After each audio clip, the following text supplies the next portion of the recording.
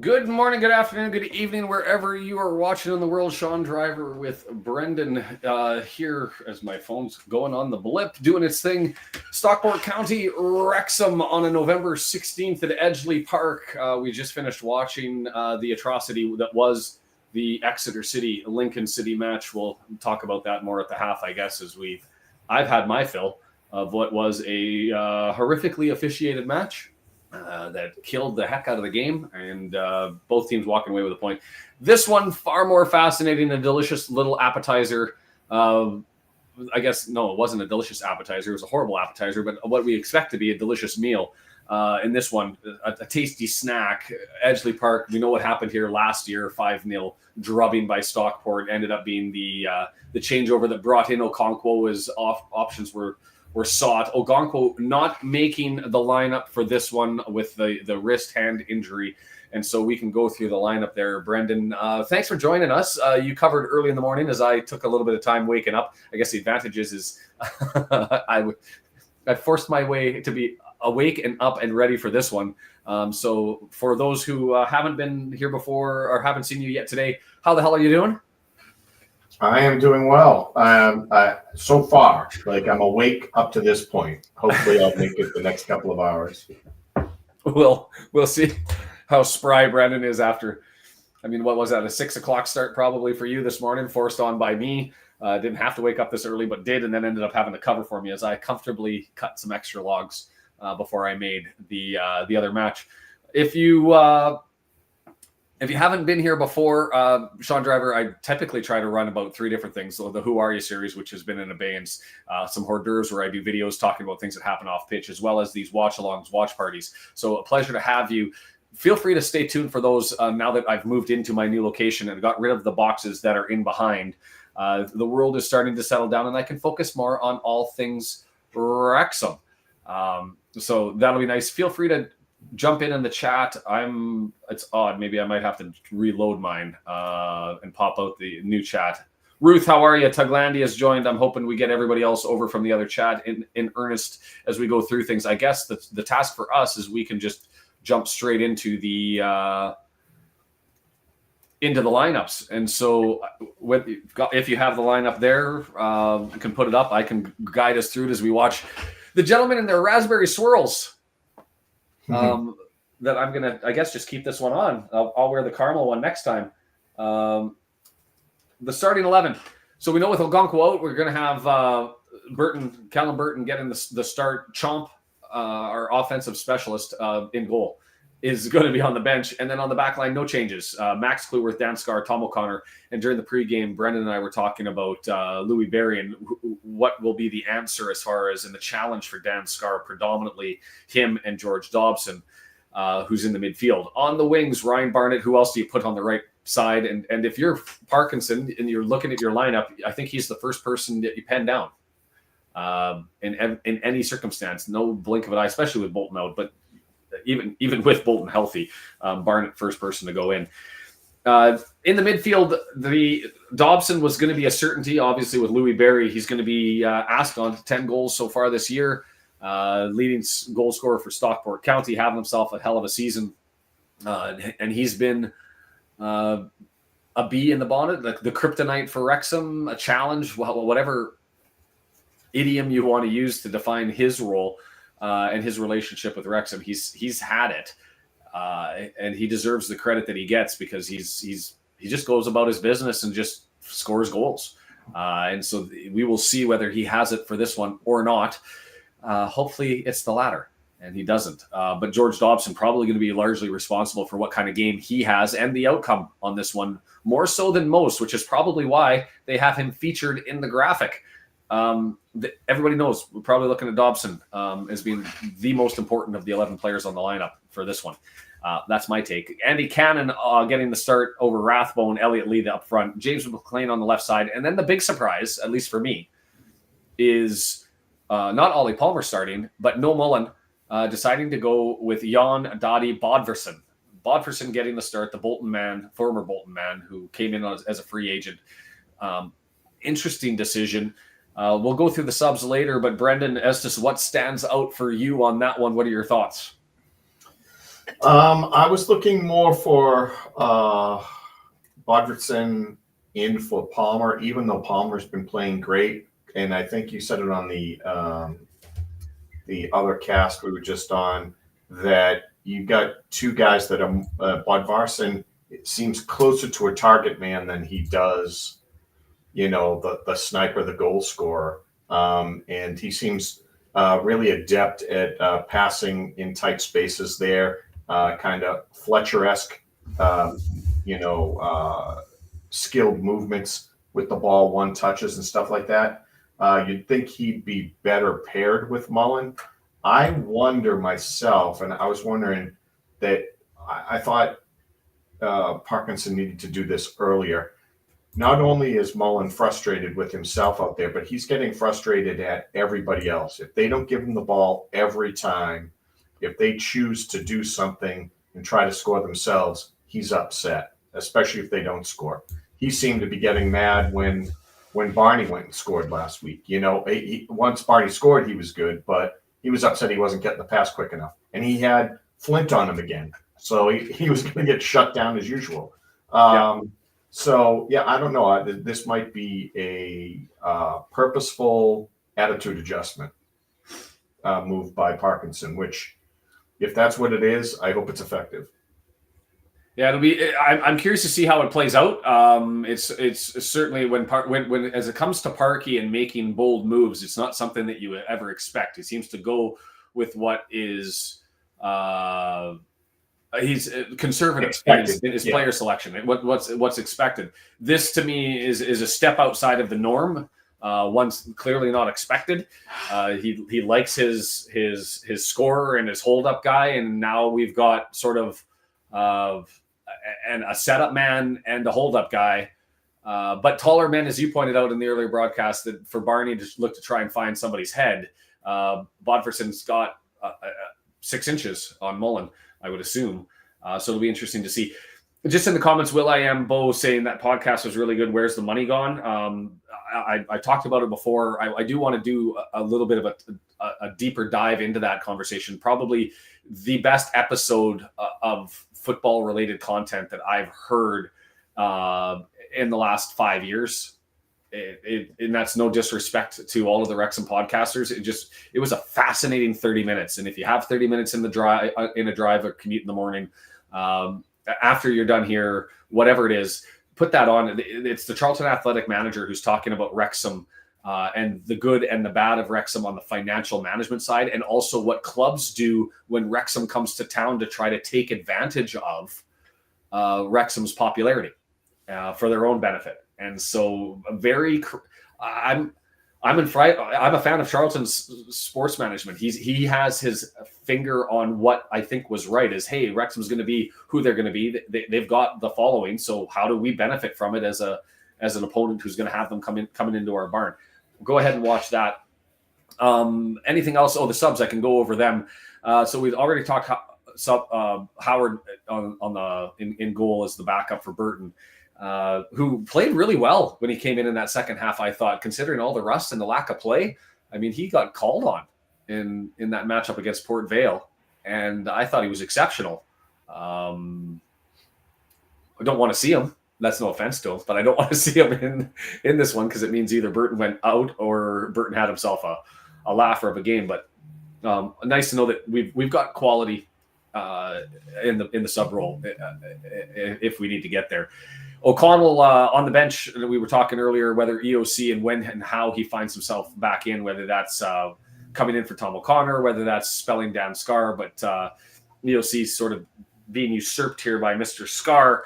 Revan as the backup, and I think you have to put him there instead of Mendy because he's available on both wings if you need to make a substitute for whatever reason. Matty, James, and Rathbone in the center of the pitch as substitutes, and then this up front, Mo Fall and Paul Mullen, and we'll see how that transpires and rolls forwards.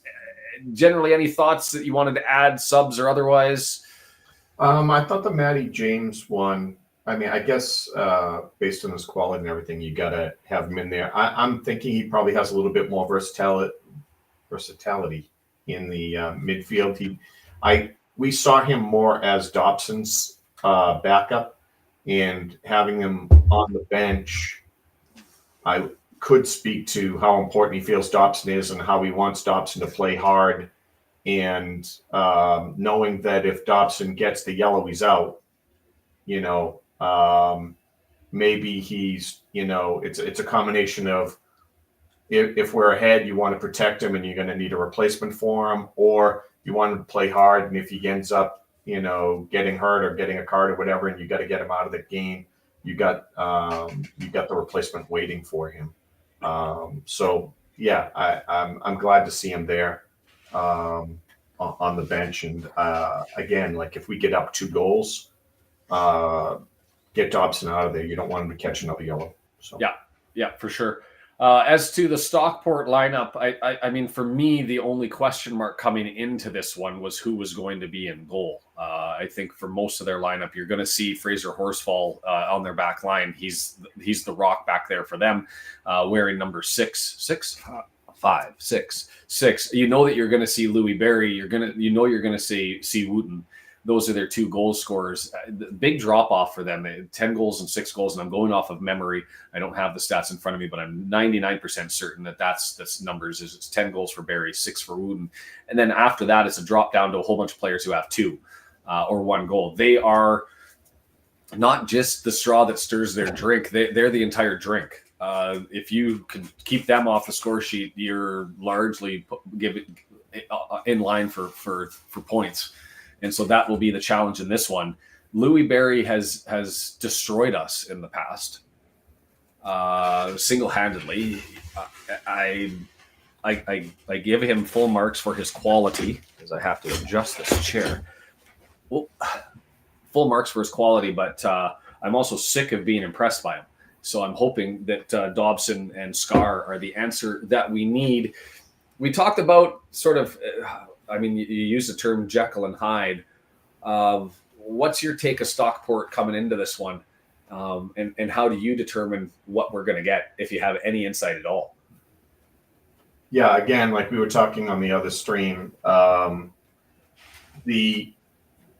turnaround of a 5-0-5 kind of game, and that's not the first time that they've done that, where they go ahead and they play a great game against a good team, and then they just lay an egg against somebody else.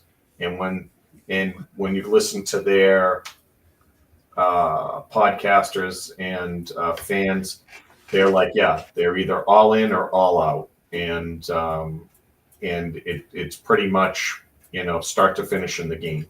So to your point, I think you said it earlier, 10 minutes in, 15 minutes in, you should know whether or not you're getting the locked in Stockport or the we're just going to sit here and watch this game and hopefully you don't score on us. So, yeah, that's why I would have been more pessimistic about our result today had Stockport just been a little more even keel with their effort this year in games and not so hit or miss. And because it's hit or miss, I'm just rooting for the, they're not deciding to bring it today, and then Wrexham, even with a mediocre effort, has a chance to at least come away with points. So yeah, that's what I'm hoping for. That they don't bring it, and we do, and we either get 1 or potentially 3 if they really, if we really get clicking.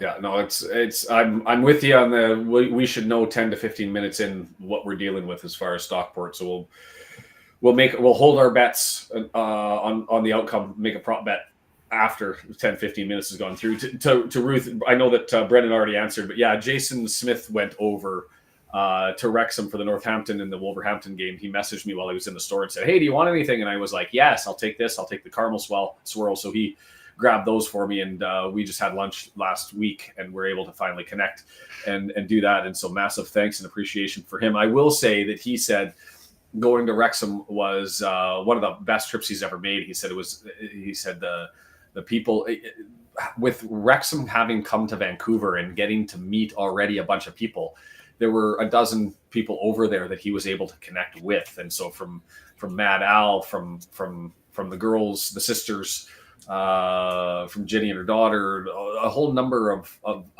of people that he was able to connect with and go and check things out. He's talked about the Mesguin and the turf and the experiences there with Wayne and lots of cool little anecdotes. And now it makes me even more hungrier to get over there and have that opportunity myself and check things out. And so that was amazing. There was another question that came out here. We've got South Africa behind bars. Pleasure having you, sir. I'm assuming. Hope you're not behind bars, but if you are, I'm glad you found a way to join us anyways.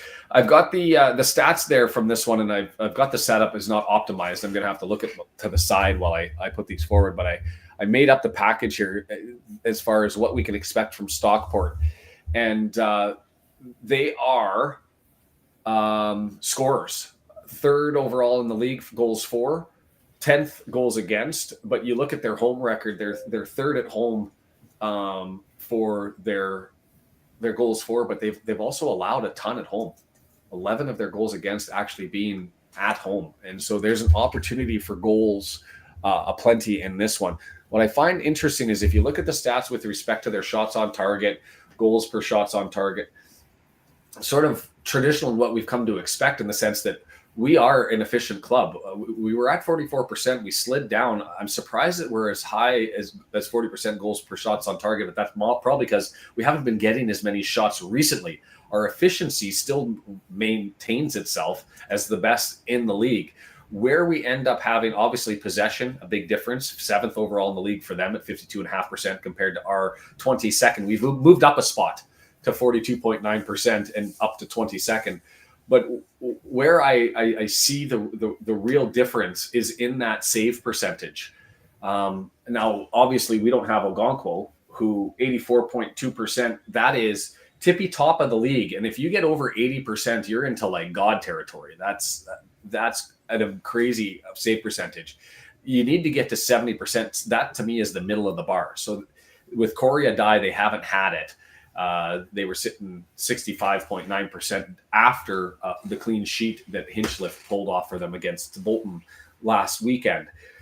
And so for me, this is going to be a game where I expect them to come at us on the deck. I expect them to ask the questions of our keeper and of Dobson and of Scar. And for us, if we're not able to defend it, we're going to have to get into a high scoring game. And for me, this is either going to be a 3-2 game or it's going to be a 1-0 battle. I think if we're going to win this, we need this to be low scoring. If they're able to open the floodgates, I don't know if we have the ponies to run.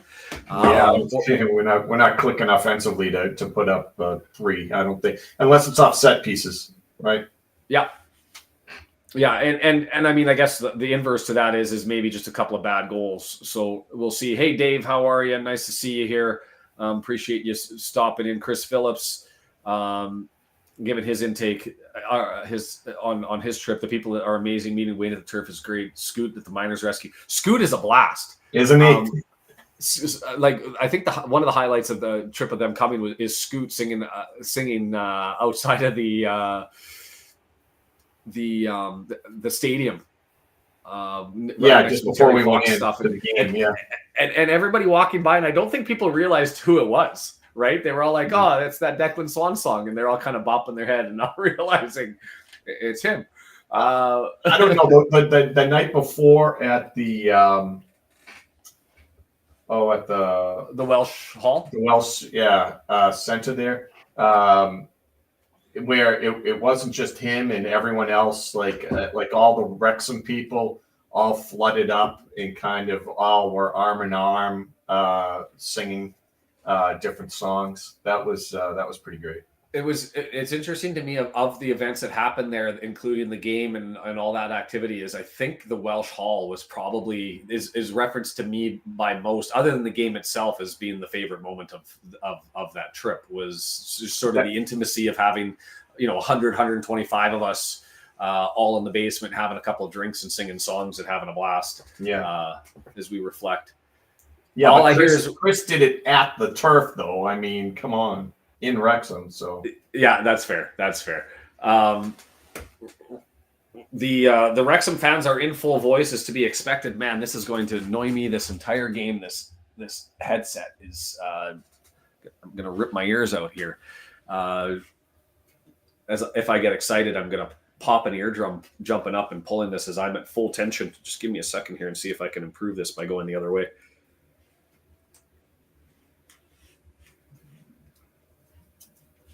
That might be there. Hey, W&G, I was just thinking about you. And I'm hoping you're not getting tired of the score update thing not being set up. And I appreciate you being here, as always, as we continue to work on improving things and hide stuff with the boxes. And so for those of you who haven't been here before, all of the games, and even for those who have, all of these games brought to you ad-free by our sponsor, and thank you to their generosity, Ultimate Promotions. That's ultipromo.com, ultimatepromotions.biz. If you're looking for pins, and I have the example, I'll hold that one up for the camera. That's the one that they made for me. I still have them somewhere here in a box, but I was able to scrap that one up. If you're looking for custom-made pressed pins like this, they'll do the soft enamel and the hard enamel where you can get those done. You can get the medals if you've got a sporting activity or a tournament that are going on, or one of those challenge races and you want to get something creative. They'll make those custom for you as well. 48 years of experience, some lots of large companies that they do work for if you have any need for pins or for sport trading or for badges or for medals, reach out to them. Free artwork, free shipping. They'll set you up with whatever you need. Go ahead and do that. Brendan, what else? Anything in particular that I've missed before we get into this one? Oh, the referee. The fascinating part about the referee, Thomas Kirk, his EFL debut was 2 years ago. We had him prior to that, and it wasn't February. It was that same year he made his EFL debut. We had him for Aldershot, and I misspelt it on the graphic, in a 4-1 win. He's had 5 games. That's the 9th most in League One so far this year. And nothing really stands out as far as, yellow cards, red cards, penalties, and his propensity to give them out. He's pretty much, run-of-the-middle average sort of official as far as frequency of making calls over his 5 games. The fascinating part for me is he's from another suburb of Manchester, and like a 7-minute drive from Stockport County, and I find that fascinating that given the EFL's penchants to not assign referees who have connections to clubs, that he's the official for this one.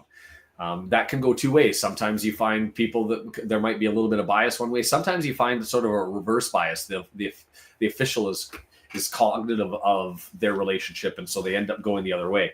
But we'll see how that one goes. G-Zone, how are you? Nice to see you. Noah Gonko, who else is out?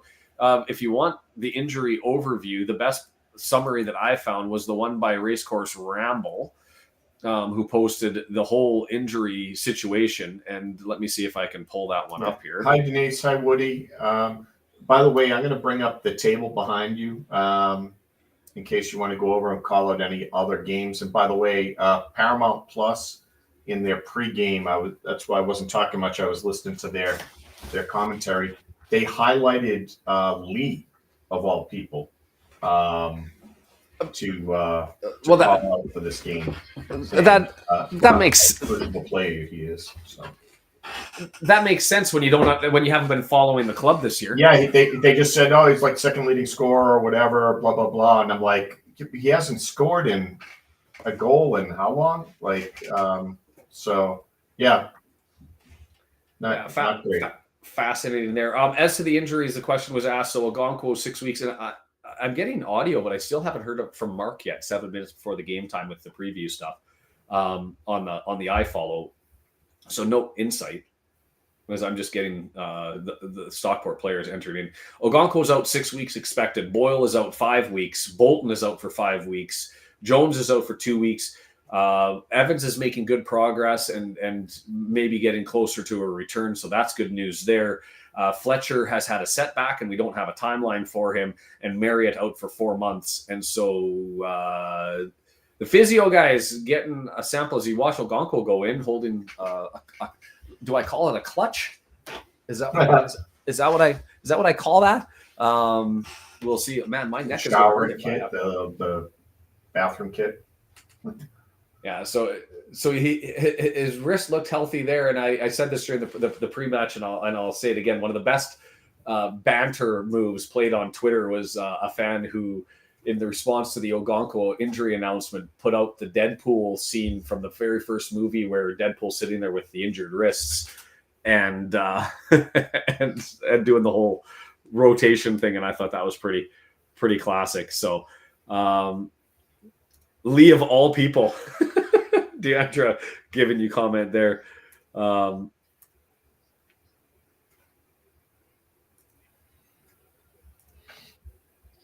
Yeah, and Dave, insightful, right? Is you look to is Chomp going to be good enough? And I guess the answer from the last game was yes, he will be, because he played exceptionally well in the second half of that match. But as it sits now, we're hoping we don't see Howard. As much as I like the guy, I'd like to see Burton be in control. But I have confidence in how Burton has been playing, and I'm hoping that we're going to be okay. Barnsley So has Dave, Cambridge today, which you'd think should be a fairly easy win, which means we're going to have pressure on us. Lincoln 2 points behind in fourth. They're done for the day. They already played. We weren't watching that game. Yeah. So it's Stockport can't catch us, but close. So if Barnsley wins, they could tie us. They're not likely to get ahead of us because of goal difference. So yeah, there's not much else to watch today. Birmingham as Shrewsbury should be an easy win for them, you think? Any other games you point to? W&G will keep us up to date with those ones throughout. And Dave, he took some time to go and watch some previous footage of Mullen, and says he's recognized that the pre-back surgery, that the Mullen's gait has changed, and so he's moderating his expectations. Whether it's gait, whether it's confidence, whether it's whatever. I mean, Mullen hasn't been the same in League One as he has been prior. Is that injury related? Is that and Dave says yes, and it may very well be. I probably tend to agree. I mean, the other option is maybe this is just a level that's too above, and I'm hoping he's able to find it. We shall see here as the game progresses. We'll see when Mullen comes in. I think his coming into the lineup is largely dependent on what the scoreline is. If we're down 1 or 2, he'll be a 65th minute replacement. If we're even or ahead, I can see him being extended out for a period of time, maybe 72nd, 75th minute. As sold out, this one is in Stockport. The Wrexham fans are in full voice. Mark and Mia are echoing blissfully in my ears, and I'm excited for this one. This has all of the designs to be something special. You know what? To be fair, let's be honest. It has all the designs to be an absolute crapper too. With the way that Stockport has been playing, and with all of the question marks surrounding Wrexham, this could be a dull outcome. We will see how it all transpires. But I'd like to think, with the history that these two clubs have had, that they'll be getting stuck in. And for Stockport, and it came out in the what's the name of the podcast for Stockport? The scarf that Bagora wore. Is that what it is? I'm probably getting that wrong.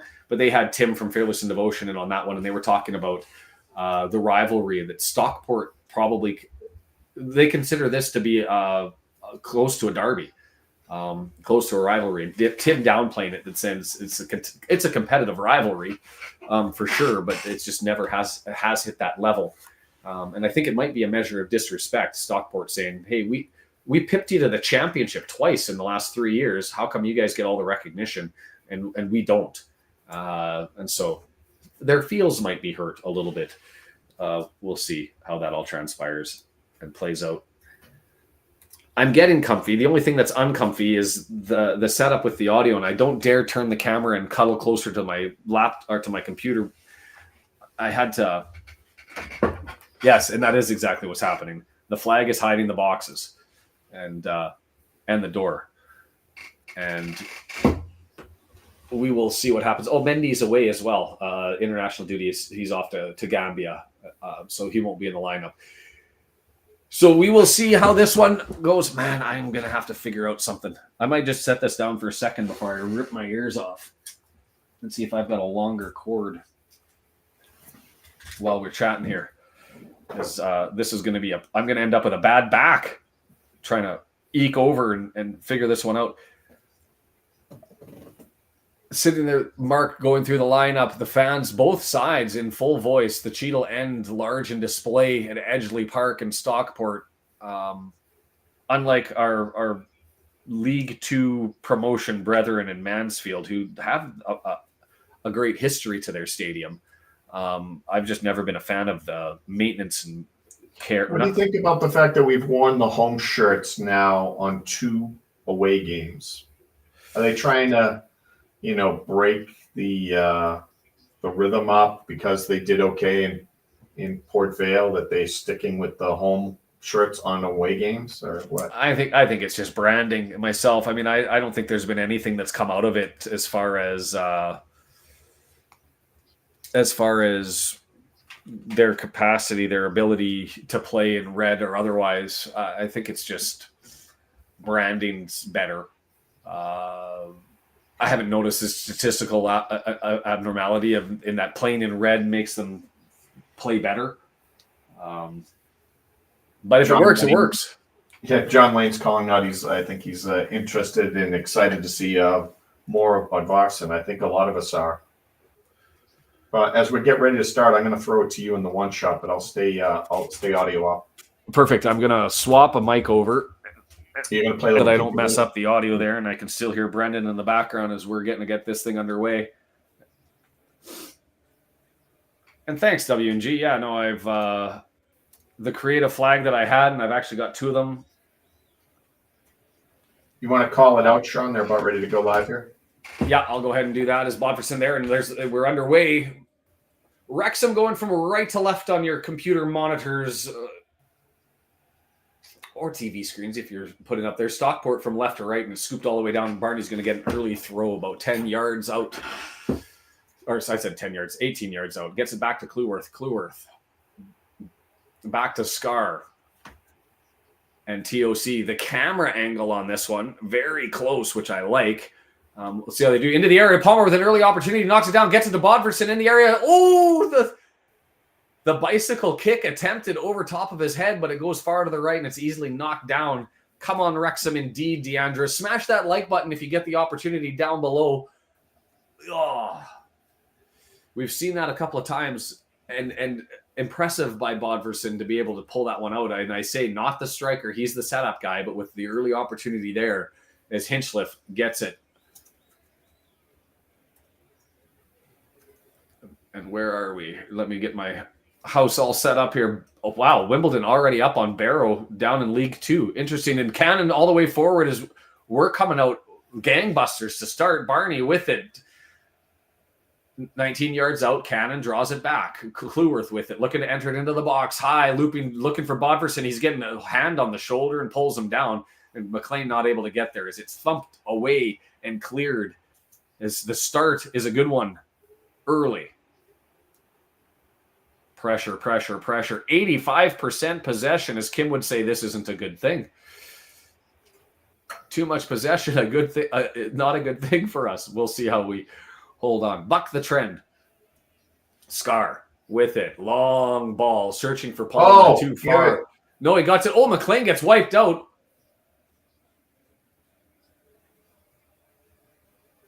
Yellow card early on.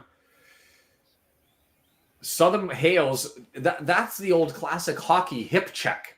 When you get beat and the puck goes in deep and you just slide the hip out. To be fair, I don't know if he knew that he was there.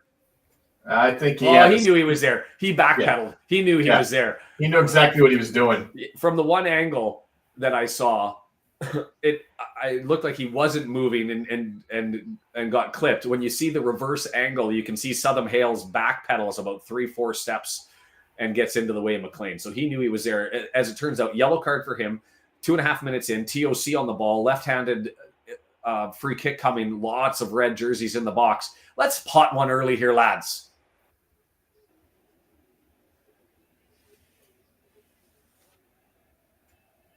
Still waiting. The suspense, the whistle blows, the entry, left footer, up, over, headed, easily cleared away. Cannon holds up his man just enough so it goes to Dobson. Dobson searching, and somebody just fell awkwardly on the ground for Stockport County, and the bad pass there, and it's easy to clear by Southam Hales. The counter-attack is on. Dobson mistouches it. Southam Hales goes to collect. TOC comes back, and McLean thumps the hell out of it and knocks it out of play. Tries to kill a fan in the front row. Hey, Chris is back. Chris, how are you? Nice to see you, my friend. That if you were a fan sitting in the stands on that one and you see James McLean running and kicking the absolute tar out of that ball, if that would have cleared the hoarding, that would have been off of somebody's beak or nose or body. I had to go to the hospital today. Why? James McLean broke my nose. Yeah. Fascinating. Tried to put that through a little kid in the front row. Oh, man. It could have been a problem. James McLean, Connolly on the battle. Connolly kept it in. That's still a live ball. McLean's saying what's going on, but that was well kept in. And so Stockport has an opportunity here. Comes out 30 yards out, an opportunity to maybe reprieve. Rydell gets it over left-hand side. That's Louis Barry. Don't want like you having the ball at any time, but he puts it in and Burton just easily collects at a nice first confident take. Breathe, everybody. Breathe.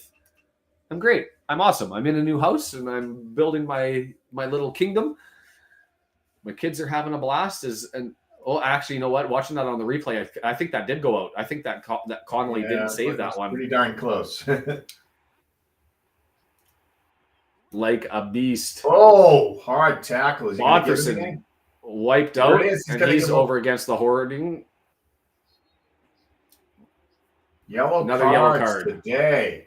4.5 minutes, 5 minutes, and not an increased propensity to give out yellow cards, by the way. I mean, you look at the official and what he's given out historically. His yellow cards, he's at a season average of 4.6 per game. And that's just higher than the average of 4.4 yellow per game. So he's already given out 2. And Horsfall taken yellow. That's their top defender who I talked about prior to the match. That's problematic, and I love it. Brian, Saturday morning with the Red Horse. Wood to knock on here, but that's a bad sign because if he gives 2 yellows to them, he's going to have to match it up quick to give us yellows. And with the physical play of McLean, who looks like he's fired up today, and Dobson, those guys could be gone for a game. Very quickly. If I was a betting man, Dobson's not playing the next game. McLean, how many yellows does he have? He's not close to the 5. He's got the 5 or 6, whatever it is. I'll have to bring up the FBRF. He Dobson and Cannon all have the same number. Really? Yeah. Over the top on the blast, Louis Barry in there, and guess who? Dobson with the save. That was so smooth. Slick. This Mr. Dobson just takes that with his left foot off the right foot of Louis Barry, who is in and clear on a long run and had the fans cheering away in anticipation, and he ruined it. Will just says they can have all 4 yellow. Thank you very much. That works for me. I'm going to bring up the FB ref. Don't mind me. Because if it is, I've missed some yellows. Maybe it was in that. It must have been a yellow in that. Yeah, I am Bo. Will I am Bo there said that they all have 4. Yeah, they do. I missed it because I remember looking just a couple of weeks ago and thinking, what's with McLean not having any yellow cards? He's turned into this gentle giant.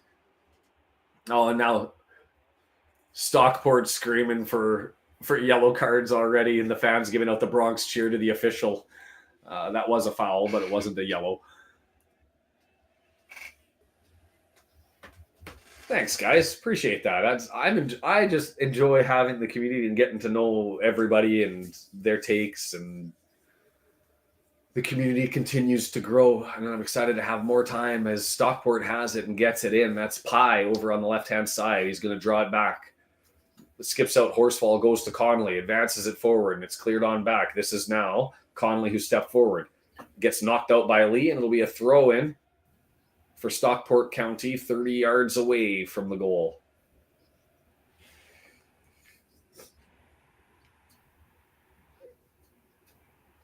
Bait. Is that Bait? What's up with his hair? I don't know. That's the worst haircut I've ever seen. It's like he. I don't. I'm Shaved looking at the front half of his head and left the back half with the mullet. I'm looking at his club picture, and he's got like the full coif mop, like the Beatles type thing, and now he's decided to go with the it's hairpin back, Rathbone, but bald. Yeah, if you basically make yourself look like a freak, maybe it'll distract the other team. Other team? Yes. Yeah. They're like, oh, no, freak, and just kind of like fumble the ball. Pie with it over on the left-hand side up to the halfway line. Palmer going out to step up to him. And so he turns around and cycles it back to Horsfall. Horsfall with Bodverson. He moves it over to Connolly. The three-back line, and this is... Play the theme music. It's the center-back kickabout. Dun dun dun dun dun dun dun. Pie. Dun dun dun dun dun dun dun dun dun. Dun. And there they go. Louis Barry, opportunity for him. Clueworth takes it off him and kicks it out. His kids did it. Hey, Dad, we're gonna do your hair for go to work day, okay? How many yellows are perhaps a red? Yeah, I can throw that one up here in a second. I'm just going to wait as Stockport County goes in and have an opportunity, and well defended by Scar, and pulls that away and plugs it out. There. That's Dobson and Scar. And we said before the game started, we wanted to see how they played, and how they played was going to be a big thing. And Bodverson leaves it for Palmer, who knocks it out, and it goes the other way.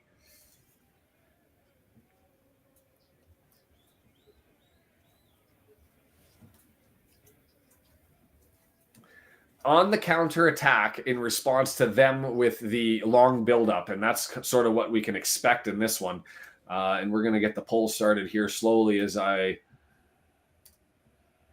look at Pie carry the ball, and he's going to bring it back to Horse Falls. Cue the center-back kickabout music. Bait, Pie. I should have that, yeah. And it's kicked out. They'll get a throw in. How many yellows in this one? We've already got 2, so the first option will be 3 to 4, 4 to 5, and then we'll add another option of 5+. Start that poll. Bait with it. Back to Horsfall. No, that wasn't Horsfall. Over to Pie anyway, as they search for an opportunity to get it forward, looking for Louis Barry. Well, we have a second South African in the chat today. Hey, Mike, how are you? I was going to say, is this a time zone thing? He said they're iFollow. They're not getting it today, so they're desperate. They're counting on you, Sean, to bring the. Oh, that's unfortunate. It must just be one thing to try and do if there is an issue. I've always found is either to try a different browser or alternatively clear your cache. And that's been a way to be able to pull that out in the past. And so as much as I'm happy you're with us and I'm happy you're joining the community, I also want people to get the full experience of Wrexham. And so feel free to try clearing your cache. And if you're over on Twitch or you're watching this on Twitter, come over to YouTube, hit the subscribe button, get involved in the chat. I would love to hear from you. As Stockport County has it, advances it forward. Wooten, for the first time, we hear his name, and he draws it back as blue jerseys start to stream forward. McLean getting to test his legs. Bars. Behind bars is the other South African yes.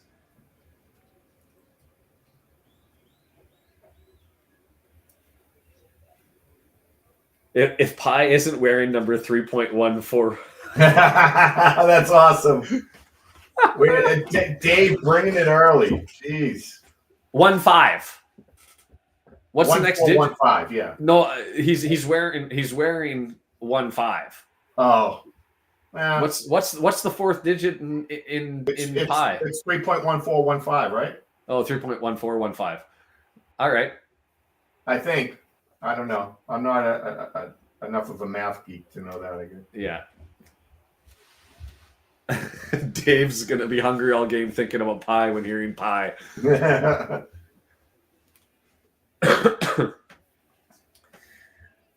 With the ball, Bait. Over to Pie. Pie on the left-hand side. Bait, pie. There's analogies you can draw to that. I'll let you draw your own conclusions. So right-hand side gets it far side over to Southam Hales. Southam Hales, McLean steps out, stabs the ball away. It's going to go for a throw in 8 yards away.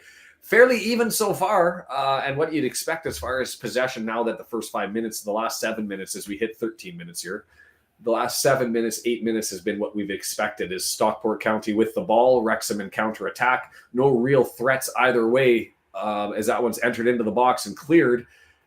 Dobson goes out, grabs it, pie all over the place. Connolly grabs it and moves it forward. Stockport with some continued pressure. Southam Hales puts it into the box. It's cleared on back out. Norwood turns it left. So which Stockport did we get? Did we get a favorable? We got a good Stockport. Yeah. First 5 minutes, I was like, I don't know if they've got it, but watching this as it's played on here, long range shot bangs off of a body. Southam Hales collects into the area. Wooten draws down. Wooten again. Oh, 2 overhead kicks attempted, quasi bicycle kicks, but unable to get on the second one. The first one just sort of boshed, and the second one knocked out. And I don't even know the answer to that question, Gail. Brendan, do you know how he hurt himself? Like he went down, but I don't know. I missed it. I missed it. In fact, when I first heard and it popped up on Discord, I went, injured? When did he get injured? Did he step on a sprinkler? And was surprised it happened in game. Southam Hales, long ball, searching forward, trying to find Wooten, not able to get there, and TOC collects it and turns away from Wooten, and left foot clearance all the way up to the halfway line. Bodferson not able to get there, collected, knocked back. And there's everybody's favorite, Pie, collecting. Dad, how are you? Charles is here.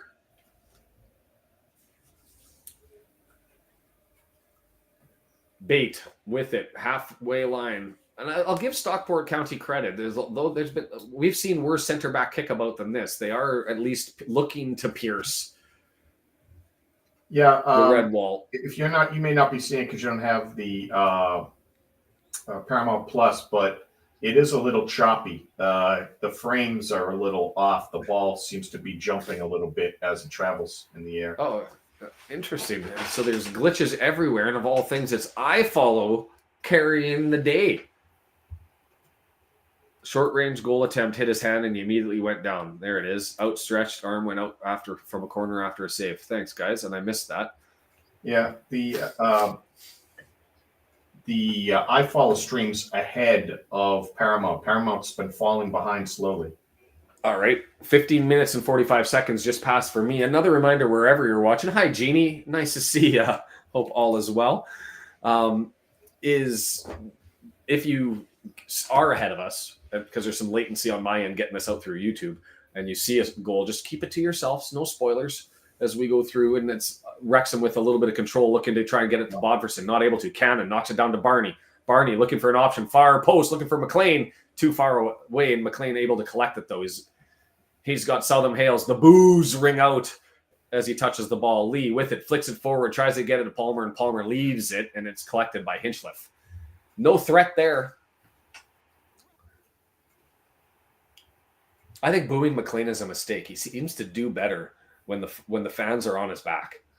Like I would just leave him alone. Yeah, don't wind him up. Don't poke the bear. Pigeon, love the group too. Love you. Thanks for being here and joining us. Like buttons down below. Make sure everybody's smashing that and let the algorithm gods know that we're here.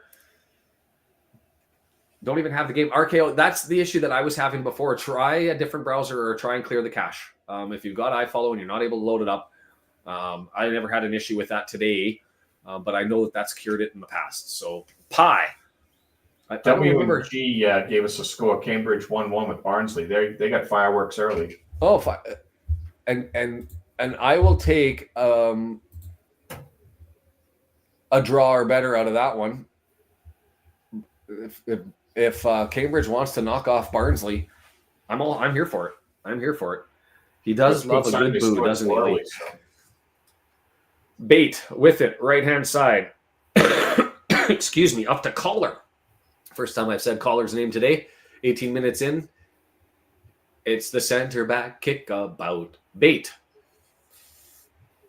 moves it up to midfield. Bate with it. Is he going to draw it back or advance it forward? He's spinning and nobody's coming out, giving him the space to do it. And he advances it to Norwood. Norwood all over to Rydell. Now I'm thinking of Greece. Rydell high. Lightning.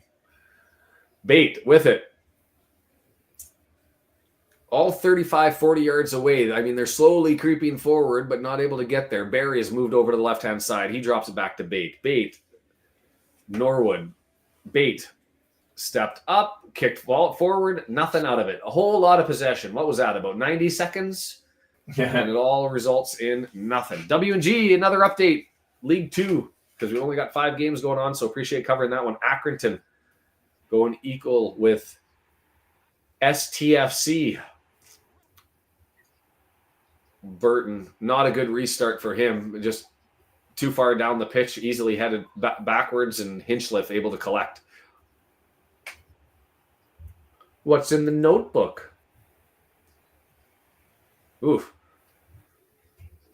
Wooten goes down early. Ref gives it to him. Is what it is.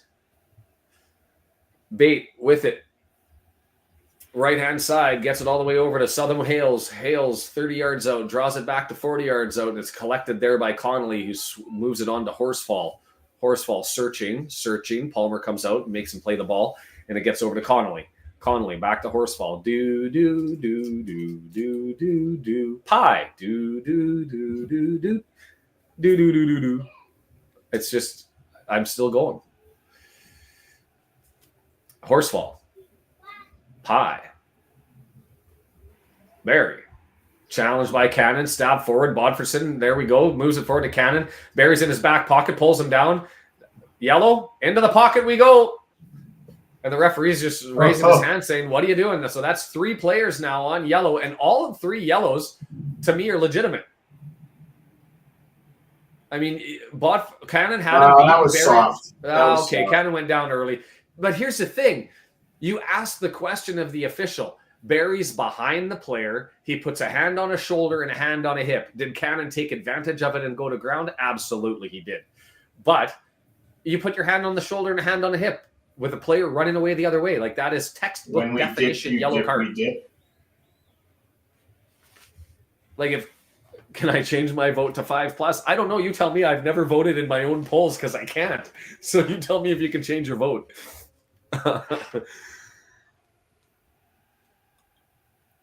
The crowd not happy with the official, but I look at it and say, you know, that one was a soft one, but that's the definition of a yellow card.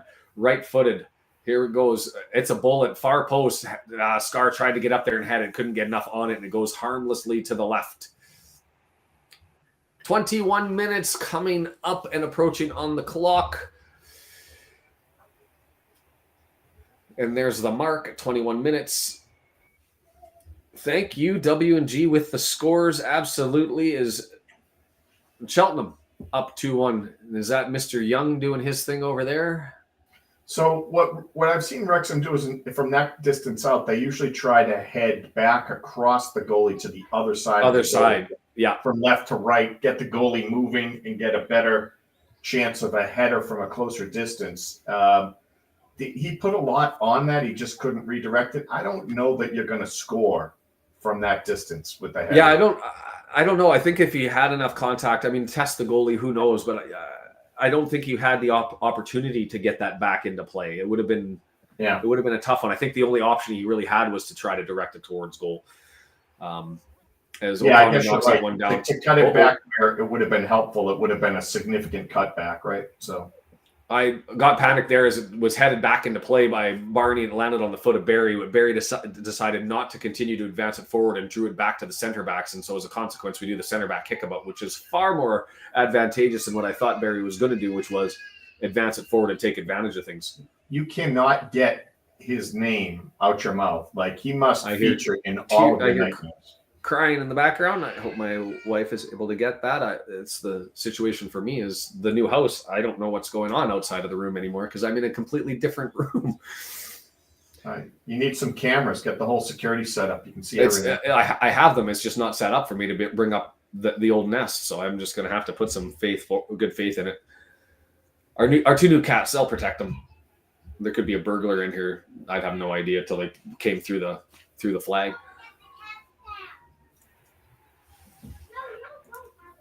Dave Foster with the summary: overly aggressive in play with 3 yellows, and their forward play has been limited to back passes and attempts to poke it into the box. That sounds a little naughty. Back passes and attempts to poke it into the box. Maybe I'm just having a bad day.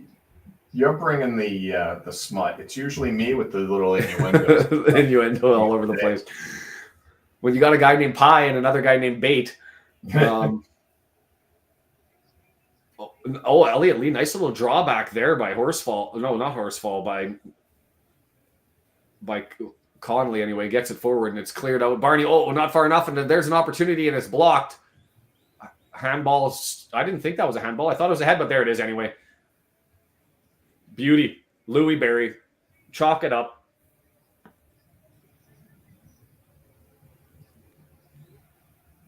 Doesn't matter who was in that, and that's what Mark just said. Came out open to him on the left-hand side. I was too busy looking and trying to replay in my head whether that was a penalty or not. Didn't think that it was, and in the interim, the ball rolls out to Louis Barry on the left-hand side, and 20 yards out, he plops it in. No, really bad play by Cannon. Cannon goes to the outside instead of the inside. Opens it up, bad defense. And Max goes out to try and collect and can't do it, and he just gives him the opportunity. No. Here's a nice little pointer that I'm quite confident about. At no point do you ever leave Louis Barry to go cover someone that Louis Barry could pass to. Fair. How's that? Fair. If Louis Barry has the ball, he gets your attention. Yeah. That's an automatic. That's who you cover. That's every time. That seems to be an appropriate strategy. Cover their leading goal scorer, who's now got 11 on the season. At least I believe it to be 11.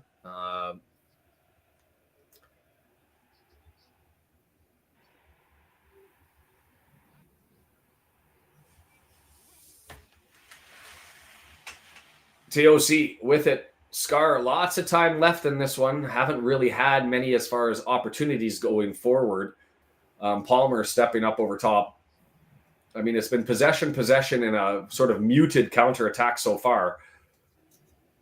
Dobson with the tackle there, and Stockport. Wooten with it, gets it out wide. Louis Barry. It's just been too much of this as Stockport. This is feeling like a 5-0-er at the moment. Wrexham's going to have to find something just because we don't have an answer going forward. Oh, the call against Palmer. Called the flop. I don't know. We're stacking up the yellows. We could get some numbers here. Aaron says he sees 1-1. I don't see 1-1.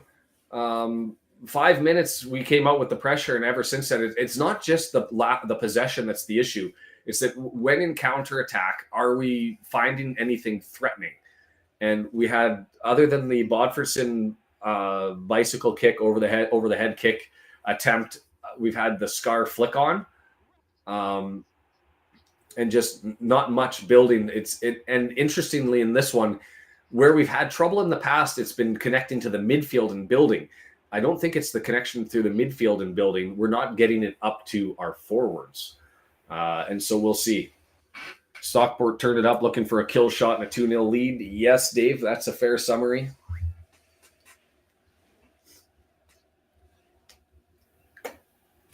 Just a curl from Louis Barry that Cannon ended up. He's got an interesting little tick with his left eye. I don't know if you've noticed that, but it happened in the first goal, and it just happened on the close up there. He's got like an extra tick in his left eye, and I don't think it's something in it. What do I know? I'm not a doctor. The Stockport fans are into it. Cannon with it, knocks it over to Dobson. Dobson had the option to go to Cleworth and decided not to and get the switch out to Barney and then drilled too far. I didn't like that as the option from Dobson. I thought it was a little risky. Didn't work out. Instead, now with Louis Barry coming the other way, running downhill on you, and he dances around Dobson. Dobson not able to get to it, but it's Cleworth who clears it. We've talked about that, though. Like I've said it, that we're too uber focused on Barney, and that's largely because nobody else seems to threaten. Be stirring it up. Yeah. Yeah, other than him. But I just thought that lots of opportunity on that one. I mean, it's easier to sit here and play FC when you're, and to take the controller when you can see everything around you. Would I love to have a better clearance from Barney on that goal? Yes. Would I have loved to have Cannon play on the inside of Louis Barry rather than jumping onto the outside? Yes. Would I've liked to have seen, yeah. But it's a different game when you see it here. But it's pie with it. We're too bunched up over there. Spread out, guys. Five players over on the left-hand side, so the switch is on over to Connolly, and Connolly's got Southam Hales over on the right-hand side. Southam Hales draws it back. Connolly, 30 yards out. Norwood, debate. Back over to Connolly on the right-hand side. Enters into the box, and skies it up in the air. Palmer tries to get it from Bate and can't, and it's domination at the moment. Nice little interplay between Bate and Norwood there before it gets out to Connolly on the right-hand side. Scoop far post. Burton goes up, and he has to knock it over for the corner. I don't think that was going to go in, but it was one of those ones you make sure. Yeah, I don't know. You could have put your hand against the pole, the bar or whatever, like now this is dangerous.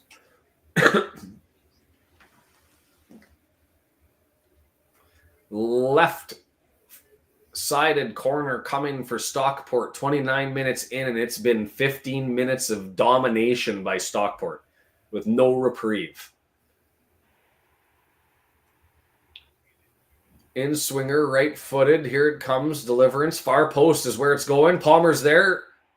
Goes behind. It'll be for a corner. And Palmer, they're screaming for a free kick. Everybody's appealing. That was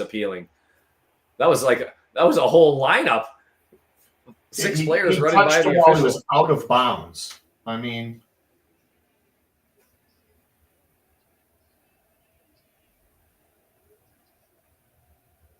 happy that wasn't an Olympico. It was sort of dangerously curling towards that far right post, and it just went probably an extra 3 feet too far, and Dobson now heads it forward, and just nothing.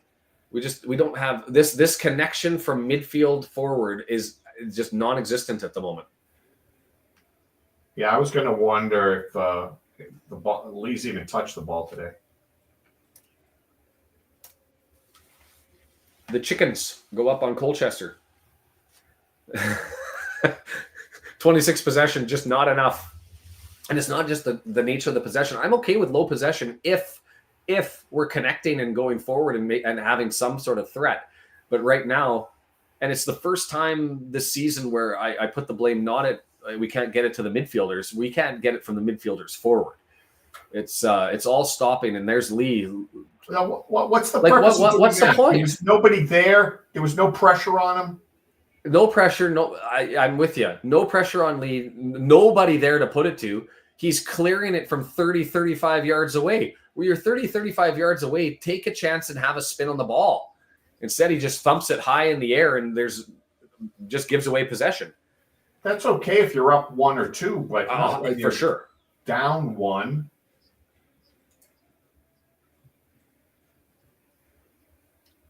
That was frustrating. That's all because he was featured. I blame Paramount Plus. Yeah. Knocked away from Bate. Cannon with it. Counterattack available.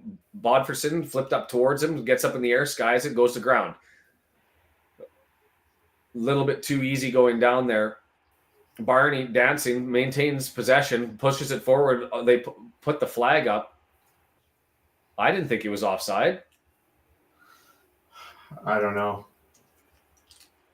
Bodferson looks dinged up, yeah. Yeah. I think he fell funny when he went down.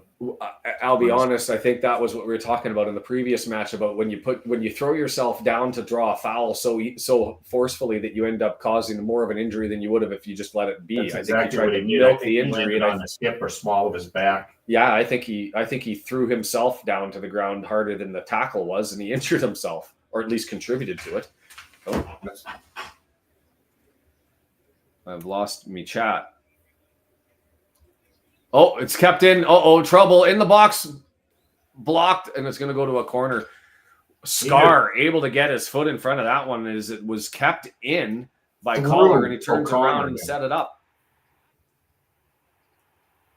Yeah, he just grabbed him by the TOC back of the shirt and threw him out. TOC not able to. Great defense by Scar.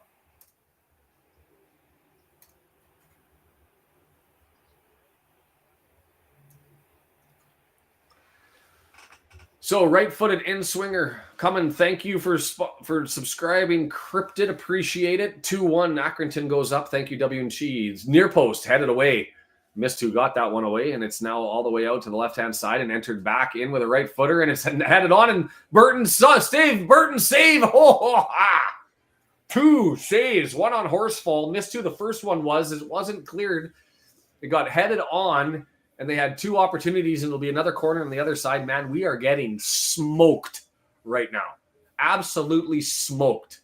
Forwarded on, hit Kluwerth. Oh, my God. Look at that bang off of his face.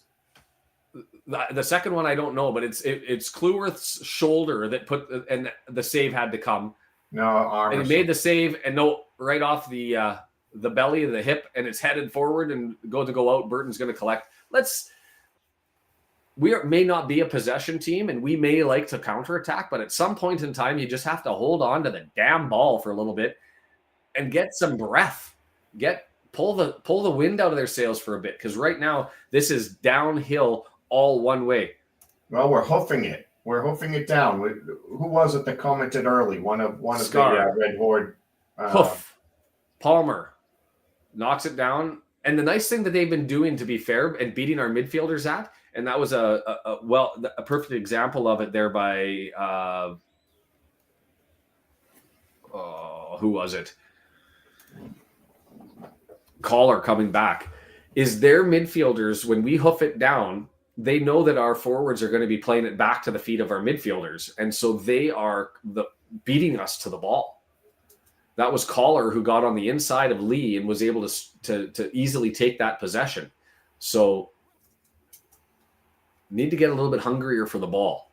Scar with it, gets it to Kluwerth back to Burton. He's got O'Connor on the left and he gives it to him. O'Connor with it now. Advances it forward, takes the run all the way up to the halfway line. Leaves it there for McLean. McLean switch on, drops it back to Scar. I'm okay with this. A little bit of possession and a little bit of kickabout just to take some wind out of the sails here. As O'Connor has it, draws it forward. Bodferson tried to play it forward to O'Connor. He couldn't do it. There's no chance Palmer's making a run.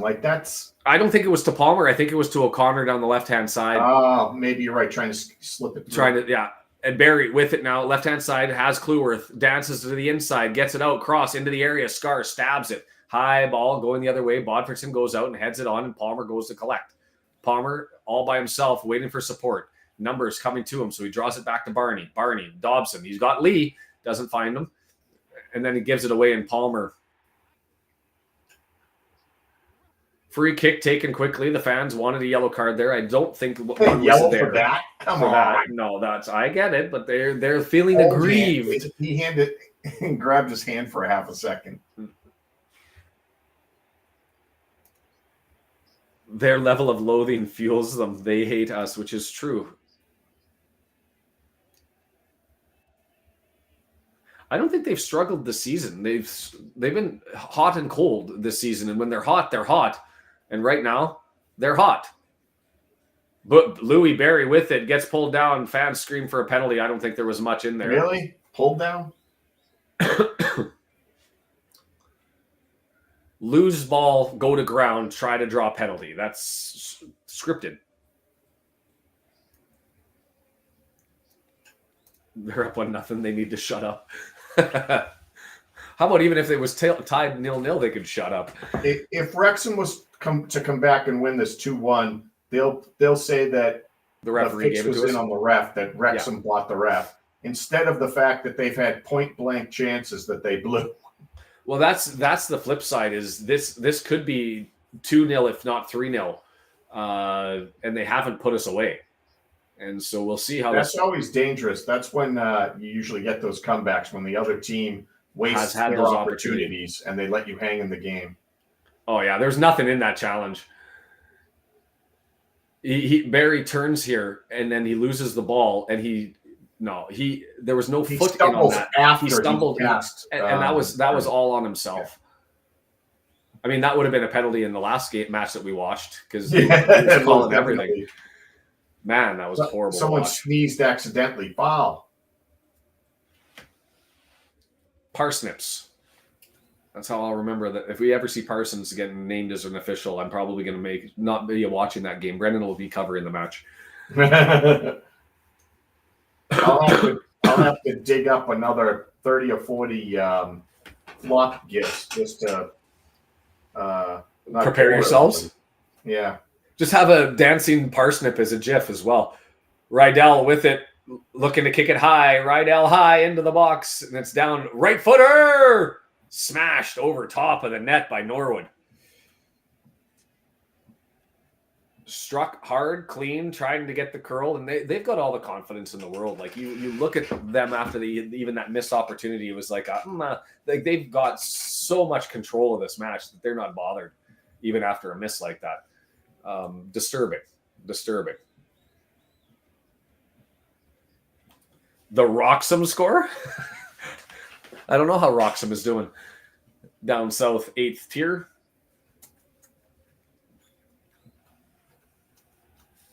But this is screaming like smash and grab. I'm there for it. I'd be down for an Edgeley Park smash and grab. We're due for one. Lost points to Charlton. Let's take 3 points we don't deserve. Palmer gets pulled by the collar, flicks it on, but he can't get it over to Bodverson. So Lee now looking to collect. Lee knocks it back to TOC. TOC switch on over through Scar. Looking for Palmer. Nothing out of that one either. Collected by Southern Hales. Wooten. Look at that. He has Scar Shrick. Call it. Pushed forward. Collar chasing it down. McLean chasing him, and it's pushed out. Misstruck. Burton grabs it. Man, we're at 40 minutes. The half has just flown by, just watching pressure after pressure after pressure coming down at us in waves. Well, they started playing forward instead of just hacking at the Wrexham players. Well, it'll be fun at the half to talk about what our options are. I mean, you can't leave this if you're Parky to 65 minutes. You go tear the paint off the walls. You see how they come out. And a bad pass by Dobson, intercepted by Southern Hales, and he's got McLean beating him and too heavy with the touch. And he turns it over, and McLean goes and gives the clap of disappointment to Dobson on the lazy pass over to the left-hand side. We can't give away possession when we barely have possession.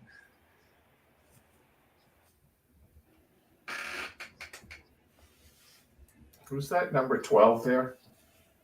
Sorry? Number 12 for Stockport? Southern Hales. So he has a deep pull reference. McLean giving it to the crowd. Only in America. Every time I see him, I think Monchichi. McLean throws it in, finds Lee. Over to Cleworth. Max opts to take it to the middle of the pitch. Turns back, gets it to Scar. Scar, O'Connor. O'Connor up to McLean. Nope, Lee on the left-hand side. To McLean, to Lee. This is better. Dobson, O'Connor. A little bit of center back kickabout, but I'll take some passing. Get feel for the ball at foot as McLean has it. Shrugs off a man and moves it back to Scar.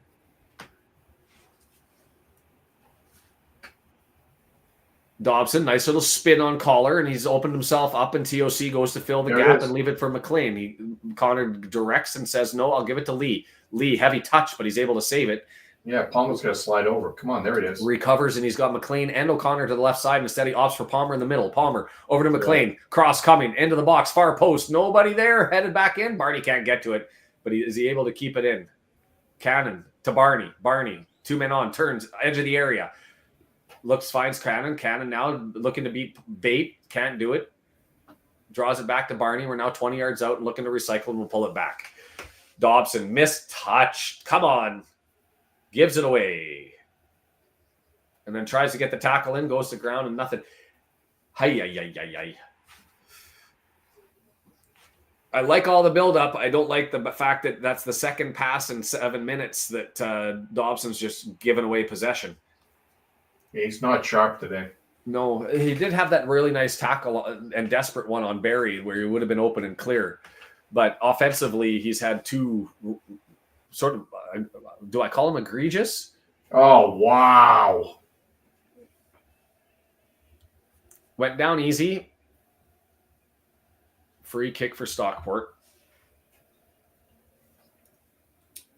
I'd be pleased if my team rescued a point.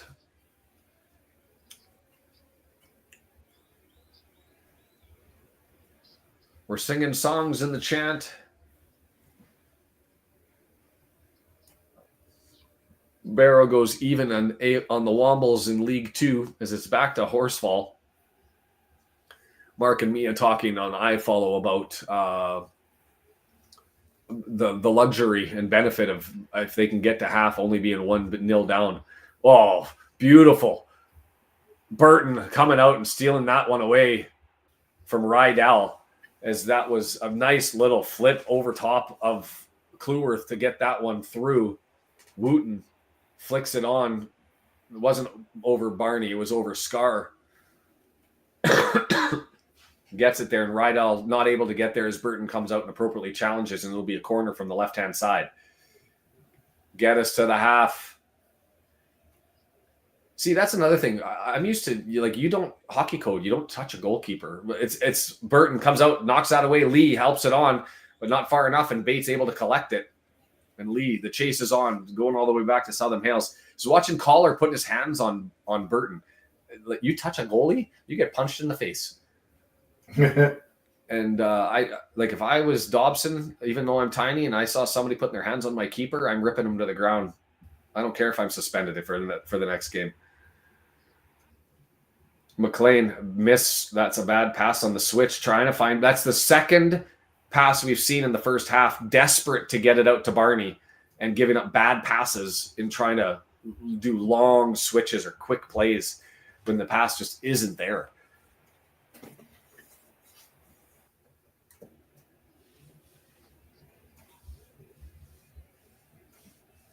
Yellow on Cannon. If that's a yellow, he's gone. Suspension, right?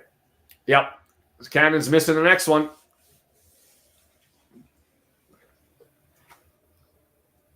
Wouldn't it be fascinating if Cannon, with all the injury stuff, and then you add Cannon, Dobson, and McLean, knock on wood, all get their yellow and they're all suspended for the next one? Yeah, well, I mean, out of the three guys, Cannon's the one I'd want to see get the yellow. So it's going to be tough to get to 19 games without watching that card. I think it's a matter of when. Mind you, Lee last year held on for a long time. Oh, opportunity there with the header that was entered into the box. Just get us to the half.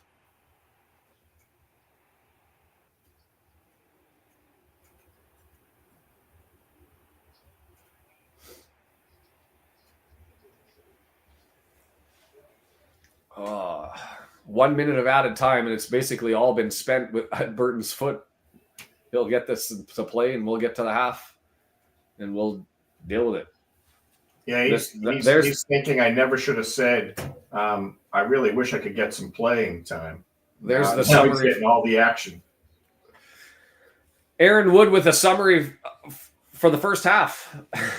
FFS. Ugh. 5 minutes of joy and 36 minutes of pain and frustration.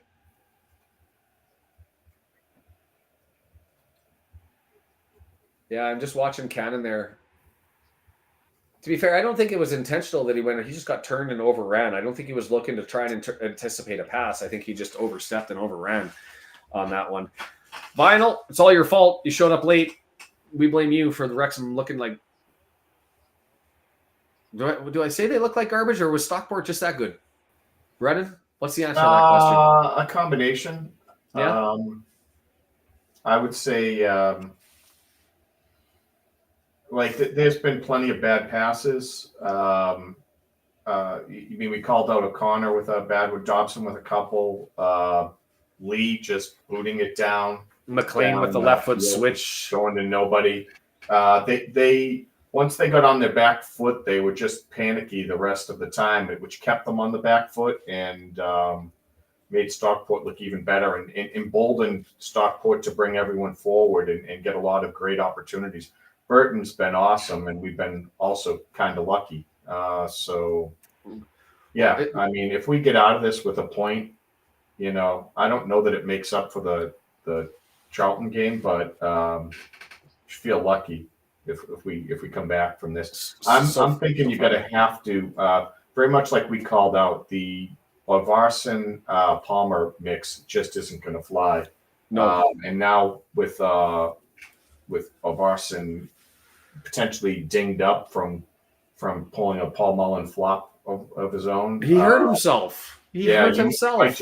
You might just throw in Fall and Mullen right away.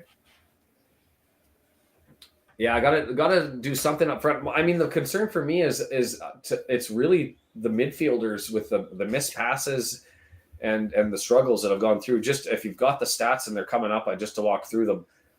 10 shots, only 3 on target, 2 big chances, and both of them missed for Stockport. Their XG is only 0.54. But they did have 2 big chances missed. For us, we've had 2 total shots, nothing on target, no big chances missed. And our passes are only at 67% and 104. So that's not on target for what we normally would be. And we've committed 7 fouls and given up 4 corners. Like, it is all blue everywhere. 324 passes to 156, 276 of them accurate. Yikes. I mean, I guess we're leading the way in tackles, but that's what you'd expect when you give up possession. Just no connection coming forward for the stats. Just quickly having a look at the League Two table, and thanks again to W&G for keeping us updated with the scores both in League One and League Two. Barnsley has come equal and even in their match with Cambridge. Crawley sitting at 0-0. Everybody else sitting on draws. We're the only match where somebody's got a lead, and that's Stockport with having played 1 extra game, moving their way up to 27. And then you look down at Mansfield Town as the team that's most likely to potentially catch you, being on 15 games in, but we're losing touch with the top 2, and that's the concern. We need to find a way to pull the paint off of this one. So what's our options? So that's what I was going to ask you. Is the halftime a free substitution window, or does it count against you? No, it's a free sub window. Then I would double swap and put Mullen and Fall in. Wow. I'd do 1. And I'd want to test the combination, because if the Mullen Fall combination doesn't work, you're basically married to it for the rest of the game. So I would pull Bodferson. Okay.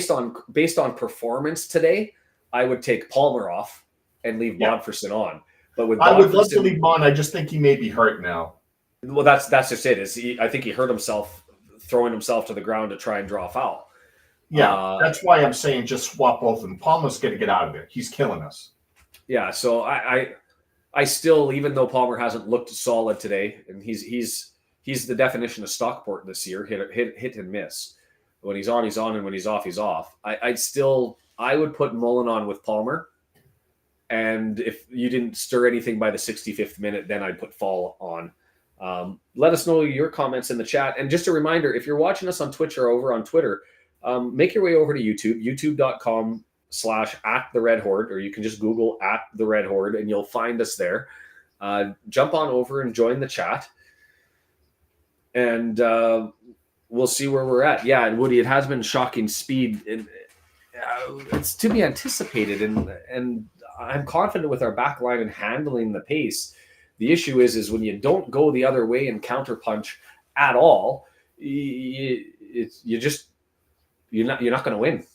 You're not going to win. We have 40% efficiency with our shots on goal, with our shots on target. When our shots are on target, 40% of the time they find the back of the net. That's the best in the league. You got to get a shot on target to trigger that. And if you can't build it up from the midfielders going through to the forwards, you're dead. You're dead to rights. So I don't think you can pull off Dobson. Do you Seb Revan to answer the pace potentially on the left-hand side with McLean, although I don't think he's at fault other than that one bad pass. I just, as far as options go, I think it's got to be the forwards, and I think you take advantage. And so Aaron says Mullen on and fall in the 65th. I think that Parkey's should make a change here. We were dominated that much that there's just no point coming out with the same 11 and saying go and do something different or expecting that it'll be something different. We shall see as my iFollow decides to. I saw I was just watching some highlights of the Cambridge Barnsley game, and not Barnsley. Barnsley, and they had pink uniforms, and the pink was like you would think they were battery powered shirts. They were so bright and nice. It's all one thing of pink, and it's throwing off the color balance on the TV. Like it's just so dominating. The one thing I can add as I'm watching the highlights here is that it was clearly not a handball. That was straight off the side of the head of the Wrexham player right before the Barry goal. Yeah, that was just atrocious defense by Cannon. Watch, he just runs right by him. He does some little fake, and then he takes himself right out of it. The flyby. So next, an opportunity to promote our sponsor, Ultimate Promotions, ultimatepromo.com, ultimatepromotions.biz. If you're looking for pins for sport trading, for work-related purposes, for whatever it is that you do that you're interested in, we'll use pins for. They're your source. Also the medals, if you've got want unique medals for an event, whether that be a tournament, whether that be one of those adventure races that you see them quite frequently in. The enamel, the soft, the hard enamel, the press ones like we made, go and check them out. They're sponsoring all of our matches all season long, paid full market rate to be able to cover them to make sure that we are ad-free this year. So go and check them out if you need anything. 48 years in the industry. Worth the time. Check them out. Order some stuff. It's all good. So, go ahead. What do you think about McLean inside and Lee out of the game and bring Revan in on the wing? Thing is that McLean's been kind of crucial with the defense. If you notice, they're doing something where they end up pulling O'Connor out. O'Connor mans up on a guy in the wing, has to follow him up to the middle. And McLean's been dropping all the way back, doing a lot of great defensive saves in the back. I don't know that we really want to take him off the left side, but we're not getting any productivity out of Lee. And they don't have an attack. They didn't have Aaron James on the bench, so they're kind of stuck, right? I mean, they got James, but they don't have what's his name? We have Matty James on the bench. We have Matty James, the young kid's not on the bench that I like. Josh Adam. Josh Adam, thank you. I really was hoping I'd see him on the bench, and then you could sub him in for Lee if Lee wasn't doing anything. But that's not what's taking place. So, yeah, for me, if you would have asked me the question 10 games ago about pulling McLean into the middle and putting Revan on, I would have been more receptive to the idea. Where it sits right now is Revan hasn't looked as solid as he did early in the season. No. He still has the pace. But he's also had a couple of mistakes. Yeah, he's McLean chewed up defensively too. Yeah, chewed up defensively is an apropos way of putting it.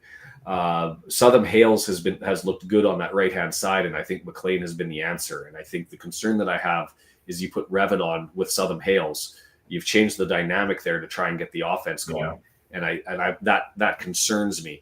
I think that the move is you change the forwards up front, and you hope that and Rathbone in earlier for Cannon, maybe an option as well. I don't think that you need Lee to try to do something. I would leave it on his shoulders. He's the cagey veteran, a prideful man, and hope that he finds the way. But I would look at Rathbone potentially coming in for Cannon, and potentially as the game wears on, James coming in for Dobson. What do you think on Cannon there? This is, probably only the real football heads in the chat will know. If he was to get another yellow, if you blow past the barrier that you're supposed to take a 1-game suspension and you get like 2, does that like make the number of days off go to 3 or something? No. And also, if you get a red in a game, does that get tacked on, or do they nullify each other and you still only have the 1? Okay, so 2 questions there. First off is if you get the yellow card accumulation now goes to the next set of games, and I can't remember, I think it's 33. It's 5 cards in 19 and 10 and 33, I think, and then they have another one of 15 before the end of the year. Whatever so the next doesn't make a difference. So not immediate. It's just you're 1 closer to 10 that could get you another suspension, and because you've been suspended before, that yellow card suspension is not just 1 day off; it's 2 days off. So that's the answer to question 1. On question 2, on what happens if he ends up picking up a yellow card in this one such that it turns red, or he gets a straight red, depending on the what happens. If it's a yellow, then you get 1 added suspension, so that would be 2 games. So if he was to pick up a yellow to get the red, he'd be suspended 1 game for that. Plus, he already has the 1 game, so it would be 2 games. So it does add to it. Okay, it does add to it. If it was a straight red, then the question is, what type of red was it? And is it a red card that is just a 1 gamer, or was it a violent play that gets you 3? And those would be added to. So that's how that all works out. Yay for checking the regulations. If you're curious, there is a hors d'oeuvre that I've done about the card accumulations and how it works, and also across competitions, in the sense that the league ones count in the league, but you can still play in the cups. The trophy ones really don't count for anything, and so that's how they work. Forwards don't matter if all you do is kick long to nobody. Yes. Well, that's why I was looking for an attacking midfielder to get in there, and we really don't have one on the bench, so. Yeah. Well, we'll see what happens here. I would bet, maybe this should have been a poll. Do you think that Parky makes halftime changes? Can I get that one in quickly? Maybe I can try. Before we get the answer, let's see if I can get that one out. Yeah.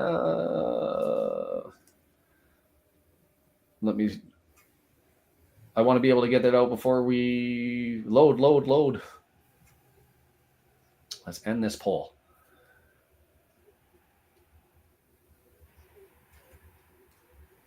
Start a poll.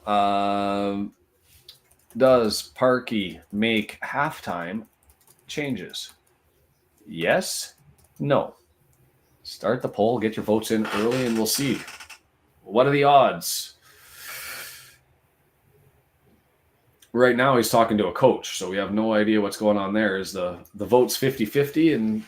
And I asked, would he, not should he? I think if I was to ask, should he, I think we'd all be saying yes. So we're just going off of our experience of seeing Parky over the years, and the answer looks like it's going to be a no.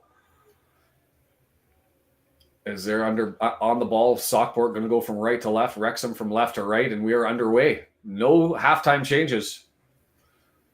So looked like it was yes was leading it until we found out no, and then we had some late no votes come in that changed it the other way. Underway, no Mark and Mia. And I've got to go back to my FOTMOB reference so I can pull everybody out there. Fair point from Andy. I missed the point.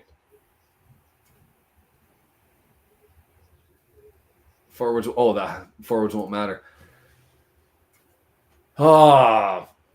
Stockport pressure early on. Going to have a corner from the right-hand side. Norwood with it. Right-footed outswinger. Here comes into the middle of the pitch. Headed on target. Oh, just above the goal. Opportunity there. Oh.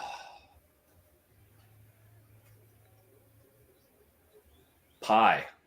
Had McLean on him, able to just pie in the sky, just up over top of McLean. Headed up a foot. over the net, 2 feet over the net. Burton gets us underway with a long thumping ball. Palmer heads it forward, tries to get it to Bodferson. Bodferson up over top, knocks it to himself. Lee now with it, just inside the half, all the way over to TOC. See, again, he never looked upfield. He just was looking to pass it. I was okay with that. With he had Southern Hales running at him though, so I think he had to make something. Nice little pass forward to TOC. A little bit too far, and it's easily taken away there by Connolly, who advances it forward. Connolly now right hand side, looking to find Wooten. Wooten and Scar meeting. Scar neatly draws it back to Burton as he was looking to potentially clear to start before turning back to Burton. And Burton says, "Get out of here, move forward. I'm pushing this thing down the pitch." And Mia jumping in on the play-by-play. You've talked Dave. Another Foster bad pass. into Possession Holiday gave. Five. Another bad Decent pass. side. Possession given away.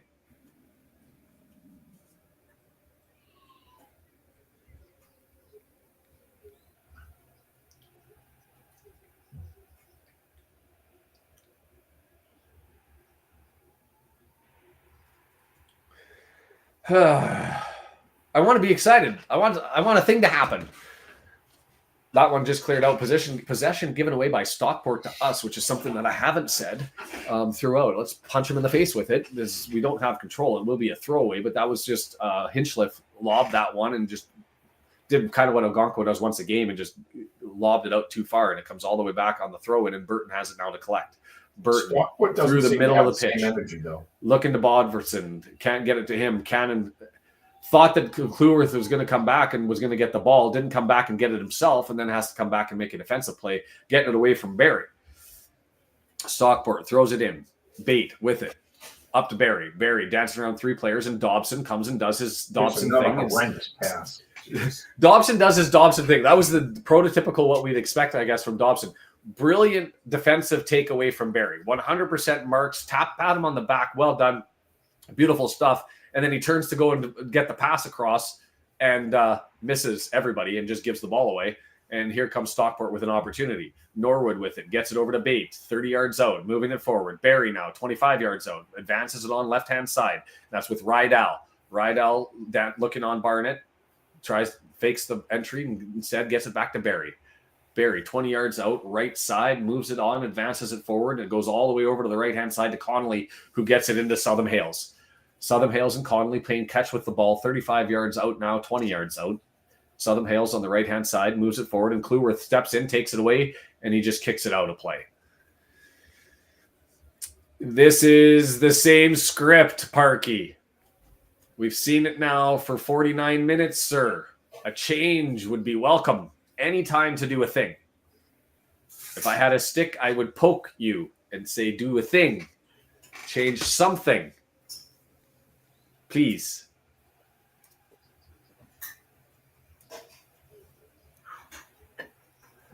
Lee with it. Cannon, Stockport yelling, but we've got a counterattack option here. Lee's got McLean on the left-hand side. McLean looked for the switch, decided to keep it on the left.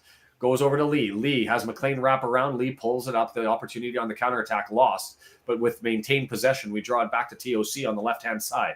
Let's go. Kluwerth. Searching.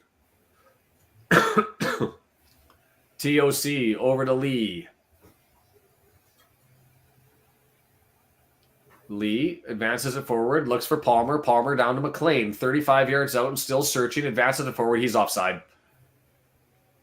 Oh, he didn't call it offside, so had an opportunity to play it back to Lee. Couldn't. McLean with it now. Cross, far post. Barney is standing there, not able to get there, and it's headed away by Pye. Barney goes and grabs it in front of Barry and gets it to Kluwerth, who dances it forward to Barney and gets cleared out by Rydell, who comes out and clears that one out. Throw in 9 yards away from goal. A little bit of a thing. Let's build on it. 8 yards out. Looking for Cannon. Finds him. Barney now with it. Towards the goal line. Cross. Bodferson stabs his left foot on it. Don't know what he could have done with that. Inside post and too far inside. And he got his left foot on it, but it just goes out of play harmlessly for a goal kick. You know what? Take it. Build on it. Like the positive energy. Yeah, I will. There's a thing. Parky, maybe you don't need to get poked with a stick for a couple of minutes. Hinchliffe, about to get us underway. Long, thumping, searching ball looking for Wooten. Wooten back heels it forward. Well done by him to get it backwards. He just stole possession. He had 4 or 5 jerseys around him, and Wooten with the effort just knocks it back to the advancing blue jerseys, and here's a whole opportunity built off of that. His bait with it. Decides to keep it himself. Turns. Bodferson tries to challenge him. Palmer moving out on Horsfall as comes over to Pye on the left-hand side. Advanced forward harmlessly, knocked down by Scar to Barney, and can we get it clear? We get a thump in the air, and Palmer's Lee's going to get asked the question. Lee falls to the ground trying to draw it, doesn't. Instead, Barry goes the other way. Barry dancing, 18-yard box, gets around Kluwer's shot. Hi. Lazy. Outworked by Wooten. That whole thing outworked by Wooten, and we had an opportunity to clear it off Kluwerth's boot. Yeah. Well, that stupid dive by Lee took him out of the play. And let Barry come out through the middle of the pitch.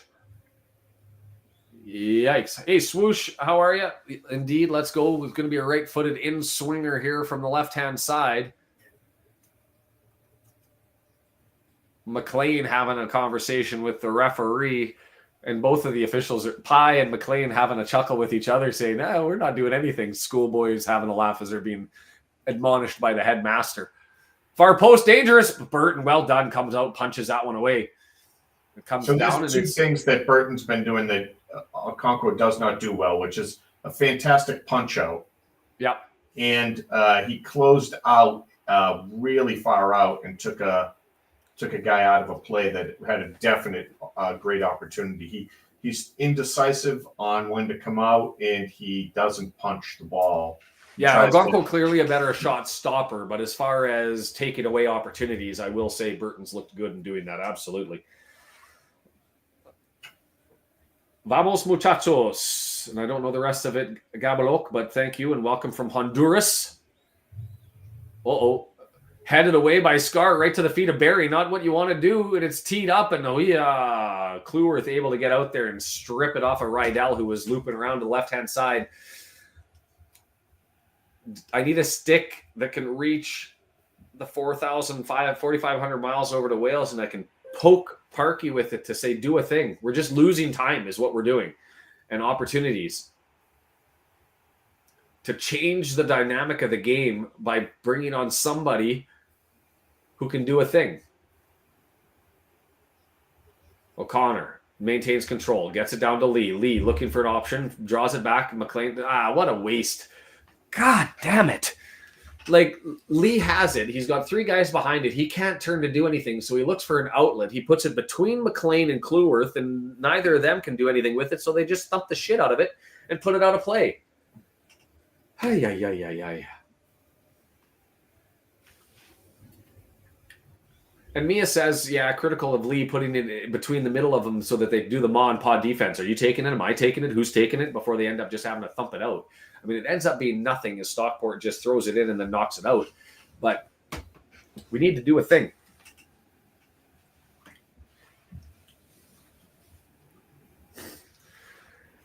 O'Connor, long throw, advancing it for Palmer.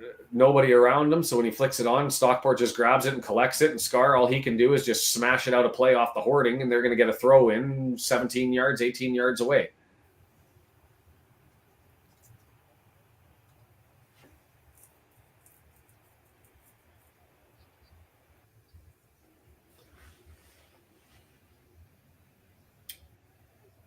How far am I allowed to walk? And the referee says, no, not there. Oh, okay, I'll come back then. Thrown in by Stockport. Lee marking Connolly, flipped it over top and then lost it to McLean, and McLean with it. Palmer, you got to go down the pitch, man. You got to give him an outlet. He just stood there and waited, and so McLean had nobody to go to, so he has to turn it around. Thumped down. Bodferson there, not able to get it, but Cannon comes back and collects it. Well done, sir.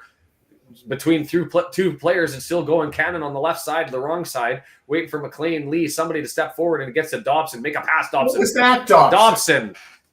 Make a pass, Dobson. It's fascinating how a guy can be so good at one aspect of the game and be so bad at the other. Defensively, he's the best I've seen. Offensively, he's By the way, worst. Cannon did exactly what we wanted. He could have dove on that sliding weak tackle, but attempt challenge of a pass, but it wasn't beneficial to do that there, right? He was going out of bounds. Even if you got a free kick from 45 yards out, what good is that? So what does he do? He stays on his feet, hops the guy, and maintains possession. Yeah.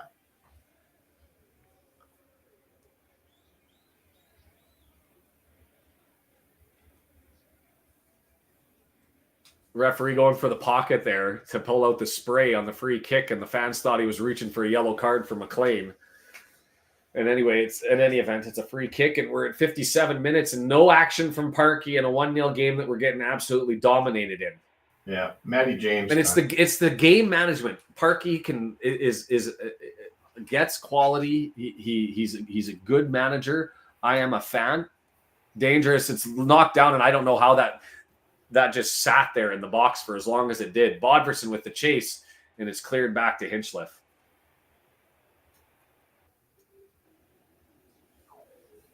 Yeah, I guess that's the other thing. If you pull Dobson, Stockport scores again. What about Matty James? Yeah, Matty James is good enough defensively. He's good enough defensively. Are we saying the best player, the second best player of the year? If you were to vote for me, as that was banged off of Cannon's arm, but no call. Probably the right thing, and Barney's left to go and chase it on. Palmer's going over to put pressure on, and it's just cleared out.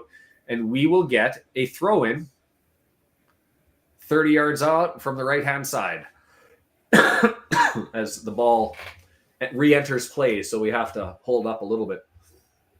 Parkey's game management, though, is the one area where I have to give him poor marks.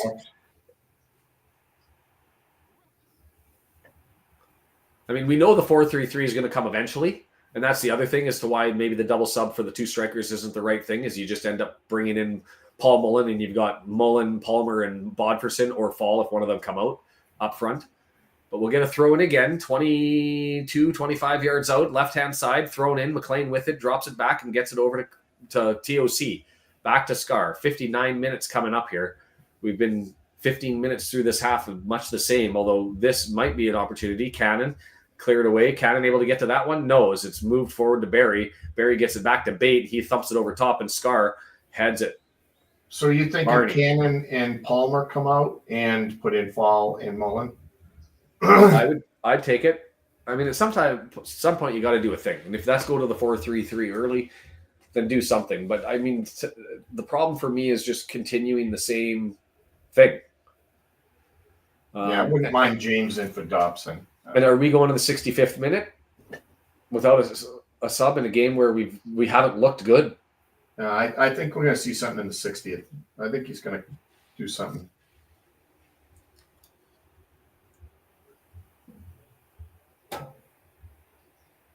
Barney throws it in. Cannon, right-hand side. Barney dancing, has Bate in front of him, and Barney loses it, and it goes to Barry. There's so many other defenders. There's nowhere to go. Three guys, nothing there. And well done for Stockport. Take it away. And wow, the search is on for Rydell on Cleworth, and Cleworth well done to get it to Burton. Burton gets it, and all he can do is just thump it out and clear it. Well done by Burton and by Cleworth to take that opportunity away. Show me the sidelines. Who's warming up? What's going on? What are we doing?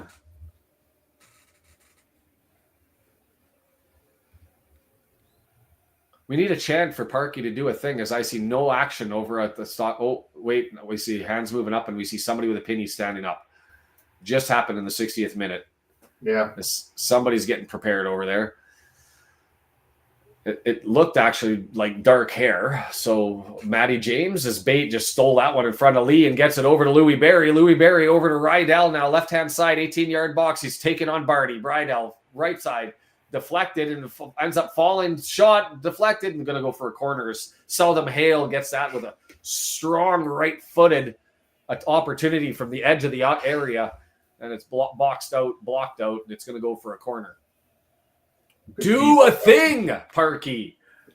God, this is frustrating. Like, are we not watching the same game? Like, if we were in it and this 11 was doing a thing and was showing something and some signs of making this a 1-1 game, then I'd be all for giving them that opportunity. But we haven't shown a goddamn thing, and we're still sitting there watching the same crap. Flat ball entered into the box. Palmer misses the opportunity, and Bate has its shot and takes a crack and lifts it up out of play. Like, is that a whistle for a sub? I heard a whistle blow. Mullen, O'Connell, Rathbone. Wow. 3 subs, 1 window. We were right about probably Cannon coming out and Palmer coming out, I'm guessing, but I don't know what this O'Connell thing is. Oh, Bodfordson coming. Mullen for Bodfordson. Right. We you were right about the wanting Mullen to be in with Palmer. Yeah, I think you have to. And it's both because it's Parky and consistency matters, right? And that's what he expects. Rathbone's going to come over and fill in for Cannon's side. And I missed who EOC's coming in for. Scar. So EOC taking over the middle of the pitch. Scar's played great, I've thought. I mean, if I could buy an away season, I'd be broke because you'd be spending it. No quality anywhere at the moment. And let's see what happens here as EOC gets his first touch and gets it up to Max Cleworth. Cleworth looking up to try and get it to Barney. Barney able to get it off a deflection off of Pye. Turns it back to Rathbone. Barry closing in on him with Bate closing in. Nowhere to go. Loses the ball. Moved forward. Tackle there from Lee. Well, Lee, yellow card. Come on. You were a day late.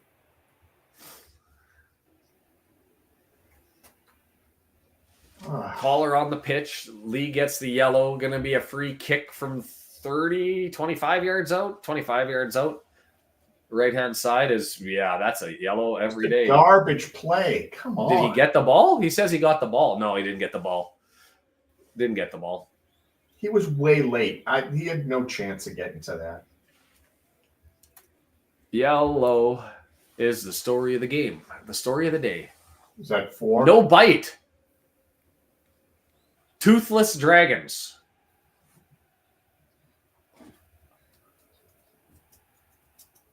Two men in the wall. Bates is standing there. He's got players to the right and to the left. He's going to serve it up over to the right-hand side. It's deep, headed away, and Rathbone advances it on, but he's not able to find Mullen, and Bate knocks it down. Rathbone standing out to challenge him all the way over on the right-hand side, moves over to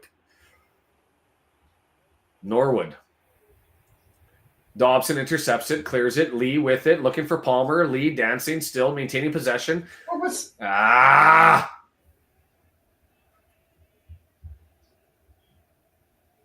Shit pass. Looping left crap pass by Lee.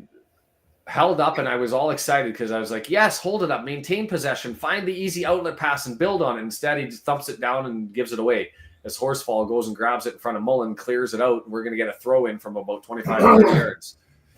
Alex, it's all your fault. I blame Vinyl now. I'm blaming Alex. Everybody's joining the channel late, and I'm like, you did it.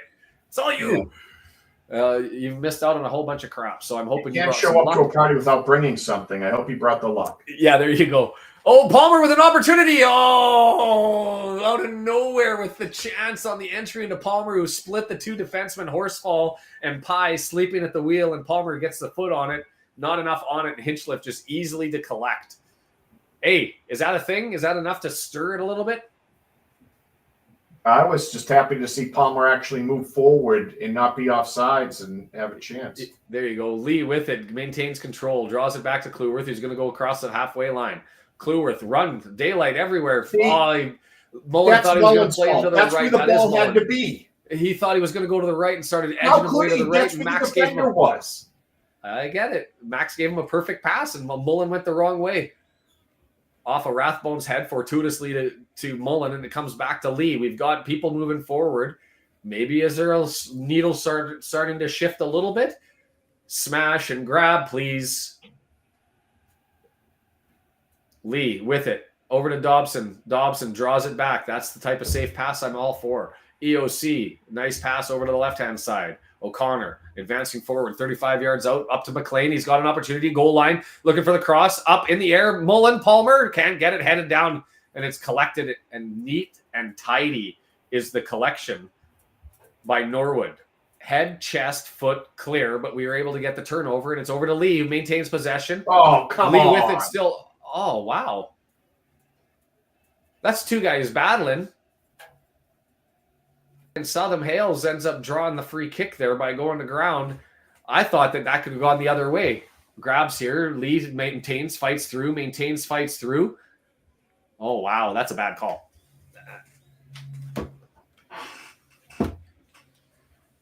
But it looks good.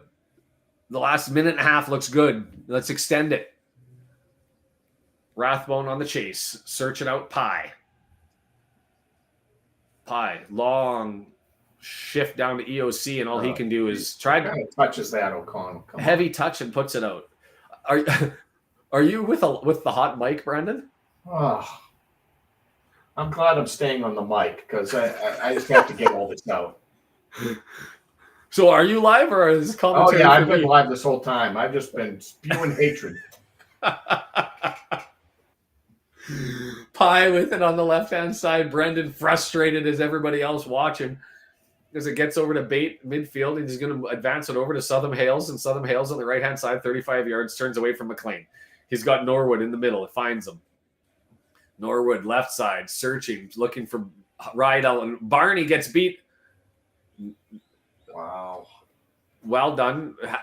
Ask the question anyway, and Barney has it after Rathbone gives it back to him, and Palmer flicks it forward towards the middle, and it's collected there and thumped all the way back.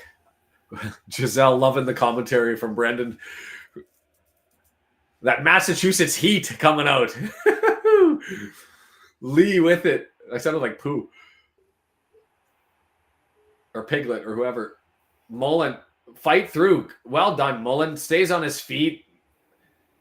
Gets the play on. Palmer with it. Knocks it forward. It's back. But nobody. We're down a goal and we got nobody moving forward. Kluwer steps up. He maintains. Take the crack, sir. Drilled it, blocked, and it's going to fall to Barney. Barney's got to get control. He does. Spins on Barry. 18 yards out, draws it back, and gets it over to Dobson, who's filled in for Kluwer. Over to Barney. Barney now. He's right-footed, cross, forward, Hinchcliffe touched. Did he touch that? Goes for a corner. Thank you. Keep the pressure now. Let's go. Feeling it. Giselle says, stay live, Brendan. It's a great dynamic. It's that Canadian positivity. Ting! With that Massachusetts fire. Yeah, no penalty on the Rydell one. Barney got him outside of the box, but he was diving and looking for it before. He knew the contact was coming and was diving before. Lee, right-footed in-swinger, knocked away by Hinchcliffe, and that was an Olympico attempt. Didn't hit anybody until it got to Hinchcliffe.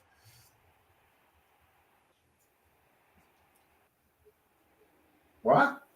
Offside. Missed it. Palmer offside. Again? Come on.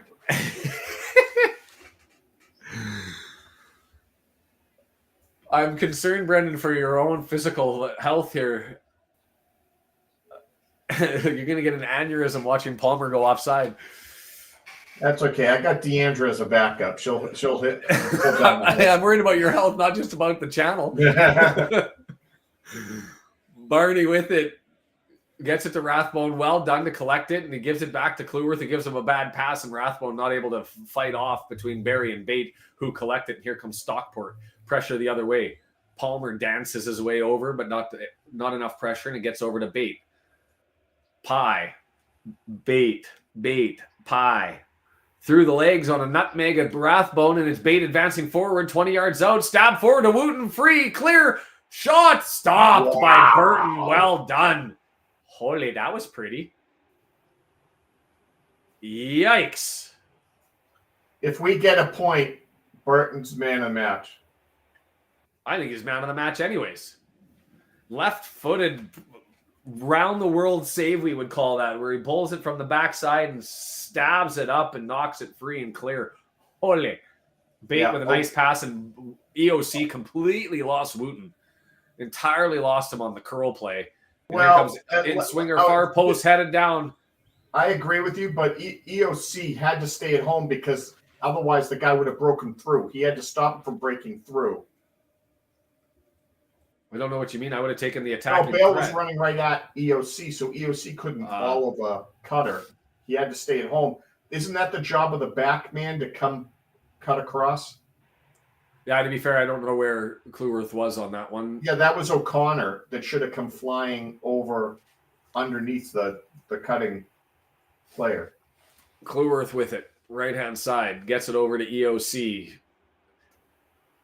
19 minutes left on a game that feels like it's gone really quick, and it's been a short suffer, it feels at least, but it's been suffering all the left. Alex, he can't score late. he's injured. Great pass. Nice pass.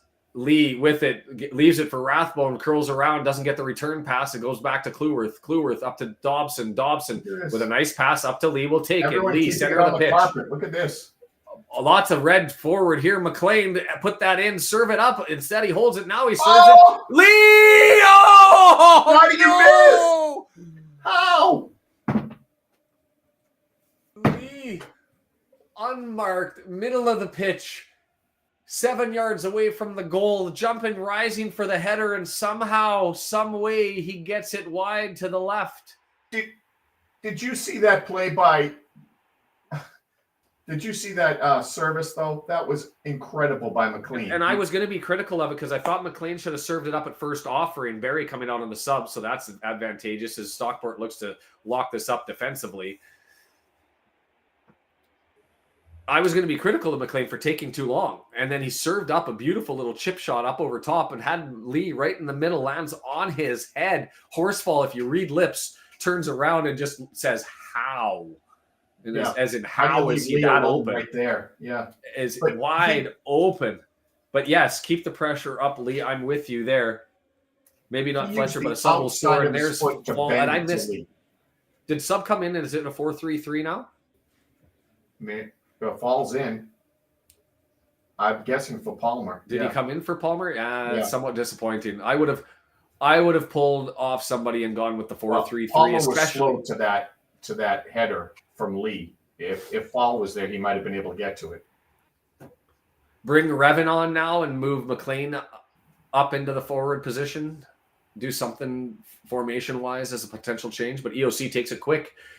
And I think he's offside as Mullen, but he's chasing it down. And he saved it, brought it down, and now Mullen's giving it to the lino. I think he was offside. They always say he's offside. He's still giving it to the lino.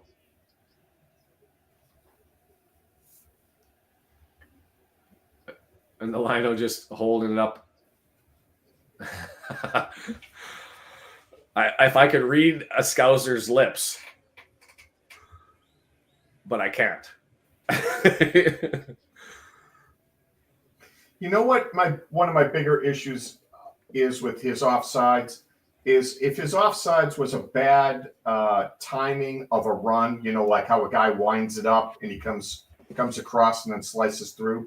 Like the Mo Fall offside that happened. Yeah, he sits offsides and then tries to run, and it's already too late.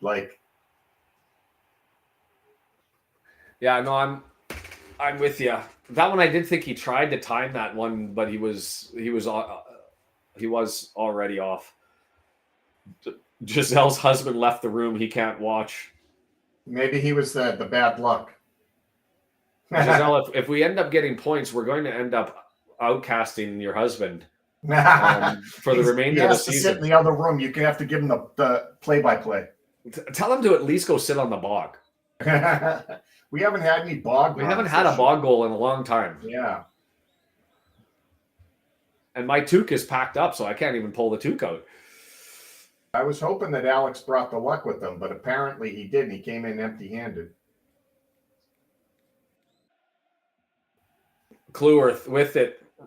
Tried to find it through Lee, but instead Pye steps up over top, and Cleworth tries to take it off of Bate, but Bate gets it forward well, and it's cleared away, and it goes out of play. That's a rule I would like to look up. The ball went out of play, similar to a foul ball in baseball. It's right? out.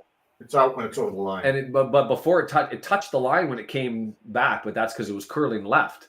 So do they call that, I guess, out of play because it left in the air? That's the first time I've had that thought enter my mind.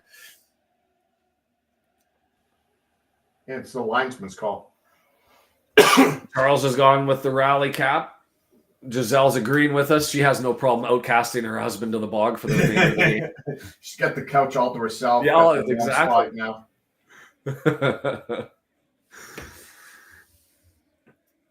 Dobson, if you're over on Twitch or you're over on Twitter, you're bad luck. Come over to YouTube.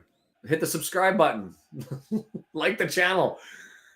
That's how it'll work, right? TOC with it. Left-hand side. A little bit added possession here as we're trying to find something. 76 minute, 82nd minute, I would look to bring Revan in on the left-hand side. Let him run fresh and be the gap to fill in as a defender and have McLean move forward in a 4-3-3. Mo Fall with it. Gets it over to Lee. Lee has Rathbone. Finds him. Barney over to his right. He's dancing forward. Gets it to Barney. 18 yards out. Barney gets it to Kluworth. Wraps around. Kluworth leaves it to Barney. Barney with it. Left-footed. Nope. Holds up. Right-footer. Trying to get it to Mullen there. It was more of a hard pass than it was a shot. And Dobson gets it up to Mo Fall. Mo Fall over to McLean. Left-hand side. 18 yards. Pressure, pressure, pressure, pressure. Break them, boys. Right foot into the area. Headed away. Skied up. O'Connell there trying to get it. Knocks it over to the left-hand side. Gets it over to McLean. Knocks it down. Maintains possession. Back to TOC. Over to EOC. O'Connell advances it forward. Leaves it. The touch pass back from Mullen to Lee is heavy. But Lee's able to collect it. Gets it to Barney. Barney with Rathbone to his right. Leaves it over. Rathbone. Serve that, sir. Flat. Couldn't get it over to Dobson, of all people, to take that shot. And it's stabbed away by Stockport. Pressure is on. Come on now, lads. Barney dances Bate gets it back outside the area. Save. Hinchliffe searching for the right side as another opportunity to Barney. Dobson was mad he didn't get the pass. Why? Because you were going to pass it to nobody? Let's call this the script. We said this earlier in the first half. Nothing but chances for Stockport. Opportunity to put Wrexham away. They didn't. This is the type of game where late, now that you're parking the bus and we're putting the pressure on, that you want to see a steal. And we can. A little bit of Hollywood magic.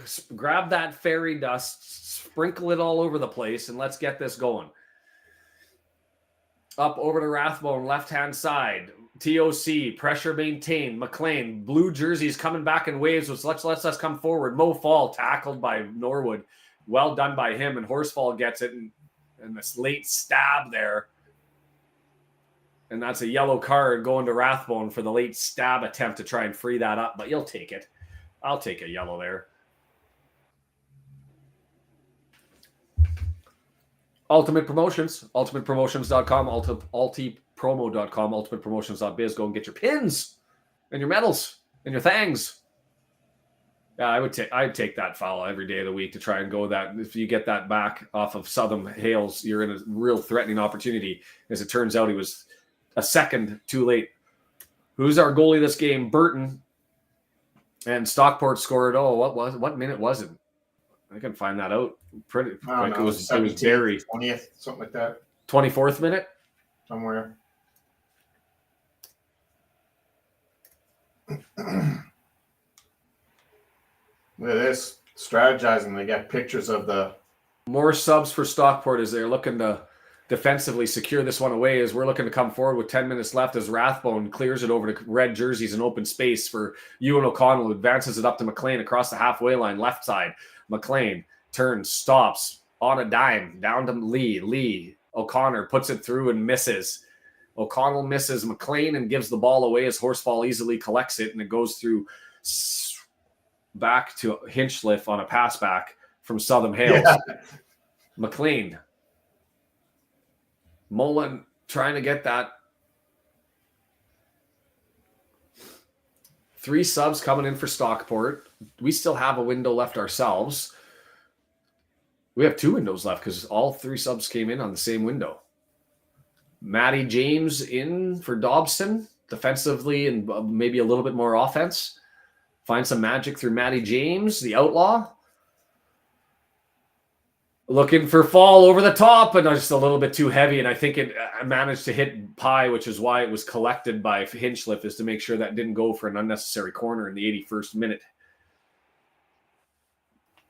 If you're going to go 4-3-3, I would sub in Matty James in the midfield and Revan on the left. Move McLean over.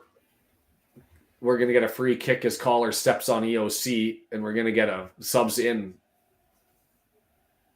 Nobody moving on the Wrexham side.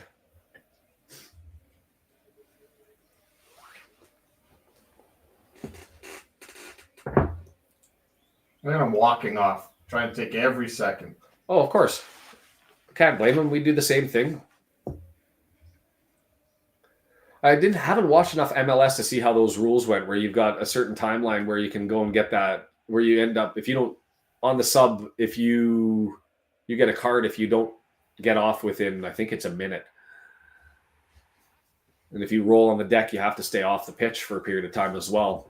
What is the reasoning about letting the time run? Like, you have timeouts, you have substitutions in other sports. They just stop the clock. Why don't they do that? It's a good question. You have to bring somebody in. I mean, the purity of the sport probably is the primary reason. That's just not football.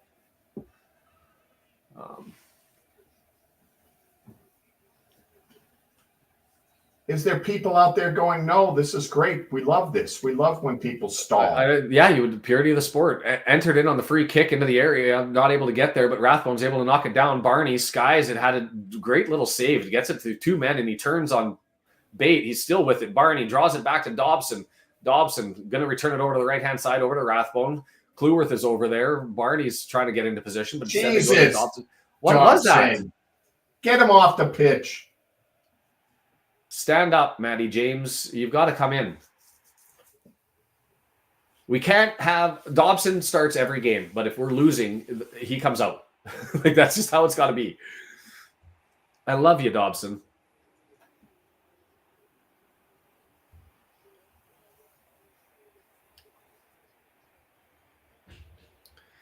TOC, halfway line, McLean. 7 minutes. Still time for Wrexham magic if we can find it. And a missed strike there from Connolly. Sliced it, and it actually ends up going backwards out of play. And it's going to be McLean throwing it in as Fall gets him the ball. And I don't think it was that far forward, but they let it happen. And there's Matty James standing up.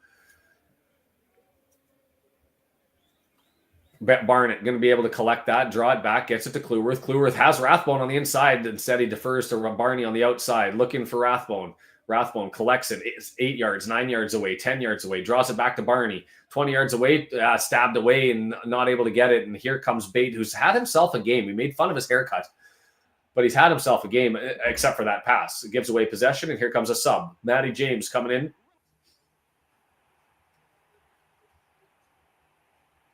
Matt James on for Dobson. I would have used this window to make another 3 changes. Give him an opportunity. Pull Revan in. There must be a time delay in our hotline to Parky. He didn't get our substitution requirements early enough. Well, somebody give me a speed line, and I'll text them. I'll text them.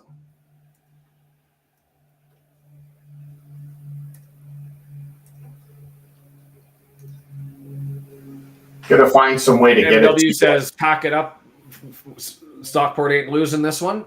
Yeah, the Stockport trolls jump in towards the end. Well, he's got a Leeds logo.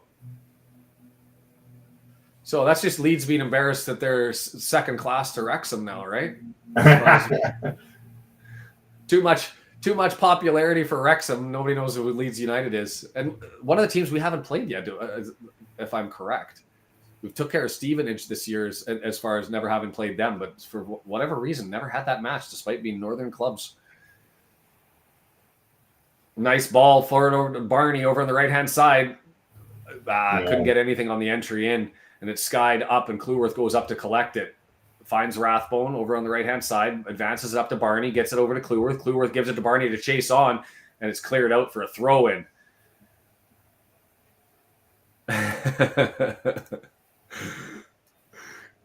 Clueworth, deflection, chested down. We're going to get a corner over on the right-hand side. I was worried about a handball there. He's like, how do I handle this? I want TOC to be able to take this one, please. As it's Adara Mola who's been responsible for Barney over on the right-hand side with the lineup and substitute changes that have been made. O'Connor. And that is TOC with a left-footed in-swinger from the right-hand side. Smash grab. Mofall! Too far to the right-hand side. McLean goes and saves it. Gets it back out to TOC. He's looking to enter it in. Nope. Gets over to Barney. 20 yards out. Right side. Far post. Mullen heads it, but can't get to it. Clash of heads. Mullen on the ground.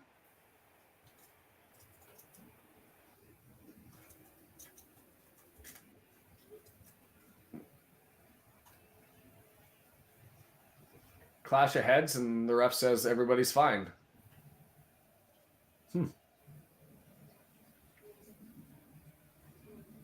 Wow, two-hand shove. Two-hand shove in the back, and he ends up colliding heads with the player in front of him.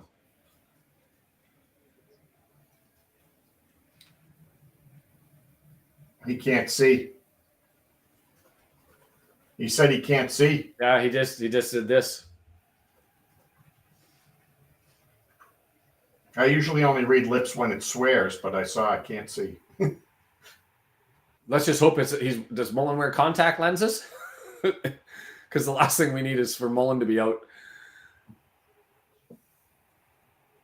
I'm sorry, but if Mullen's walking over to you after a clash of heads with Horsfall and he does this motion and I can't see, he's out. Concussion protocol, you're not allowed back in. You're not allowed back in. You're out. Like, that's just what it is. And so Revan's got to come in. No concussion protocol? Well, there is, and you're allowed a free sub on a concussion sub. Oh, the physio said he can go back in.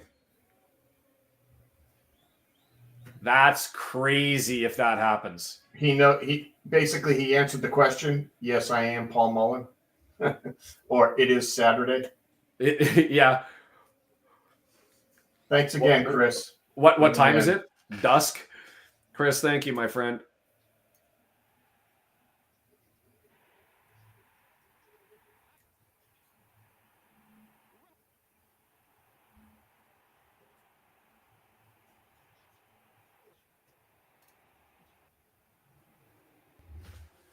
Fascinating. That's something to talk about later. Would like to hear the interview on that one afterwards.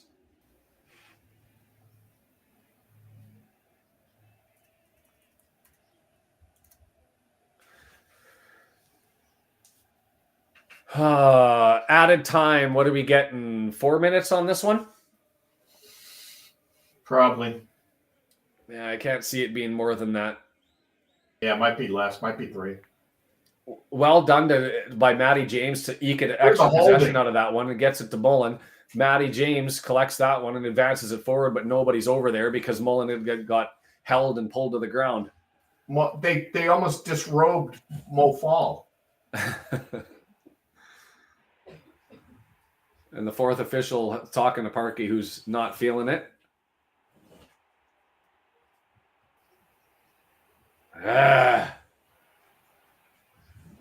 10 minutes ago, I thought we might have had some magic. It's been a little bit ugly as that one gets knocked out, and it's going to be a throw-in for Stockport as they don't give it on the first one. I think that was the right call, to be fair, although I was hoping it was going to eke out across the line. Thanks, Dave. Dave, much appreciated, my friend. Thank you for that. I'm trying to read what the 4 minutes of added time thrown in by Adam Arola. I hope I got that right. And Kluwerth able to grab it and knock it forward. Mo Fall tries to get it. Can't do it. Gets knocked out, and Stockport collects it over on the left-hand side. Bate pushes it forward. EOC there. He just got turned straight forward. And Burton, save. Woo! He should have finished that. That should be 2-0. Let's score one. This is one of those ones. That's the definition from Oluwafe. That is the definition of not putting us away. Hurt him for it. Yeah. Come on. O'Connell's hurt too. Who's hurt? O'Connell. Is he? He got turned pretty bad. Yeah, Matty James pulled a with hamstring. I think he turned. Oh yeah, he's hobbling left hamstring. Elliot Lee. Add to the injury woes. Free kick going the other way. TOC a little over exuberant on the challenge. There's 3 minutes. Crosses.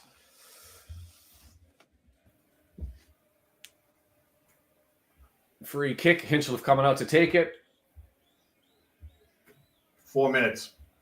Yeah, 4 minutes of added time. We're at 91 minutes and 20 seconds where I'm at. Hinchliffe taking his time. It's been 23 seconds since the foul was given. 30 seconds coming off the clock on diagonal and just kicked it straight out. Now they're going to throw it on the pitch again. Oh, whistle blows.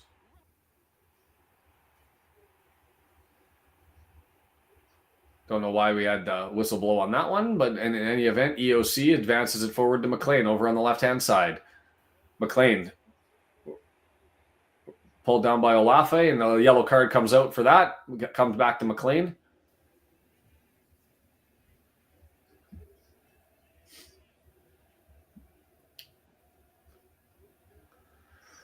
Oh, pull the goalie. Yeah. If it was Chomp, he'd just move up and start taking shots at.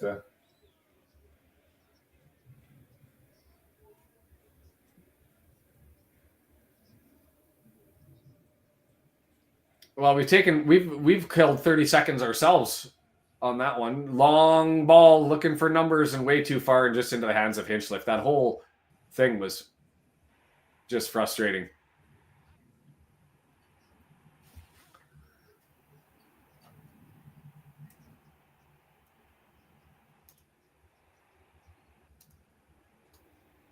Callum's position has been fantastic and intimidating. The goal was a blind shot, and I've been impressed with his play. To me, he's man of the match.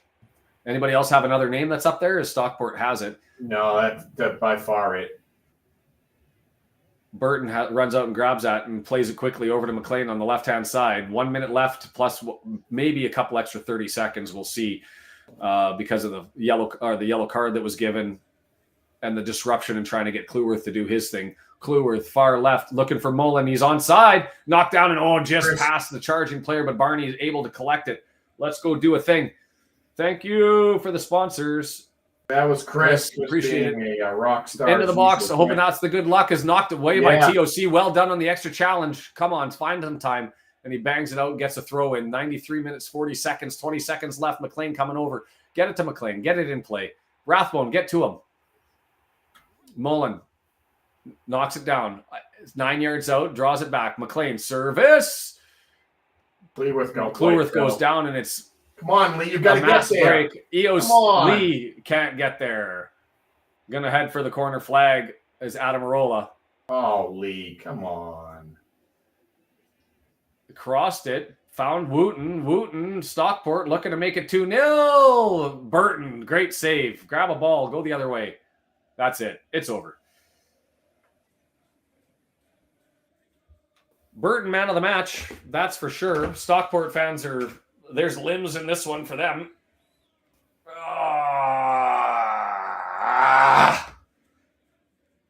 Oh, I threw that out in frustration, and now I can't hear what you're saying. I wasn't saying anything. It wasn't a good performance.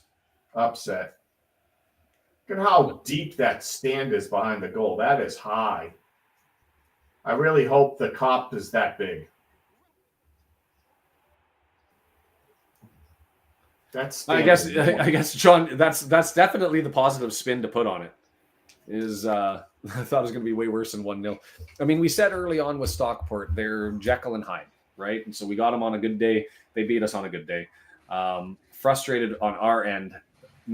We're just not finding enough goals without Marriott in the lineup, right?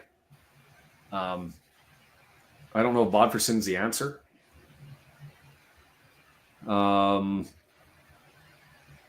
How do I summarize that one? I don't know if Bodferson is the answer or can offer the things. Palmer, like Stockport, is hot and cold, and in this one he was cold. And so that's it, Michelle, in a nutshell. It's a frustrating game.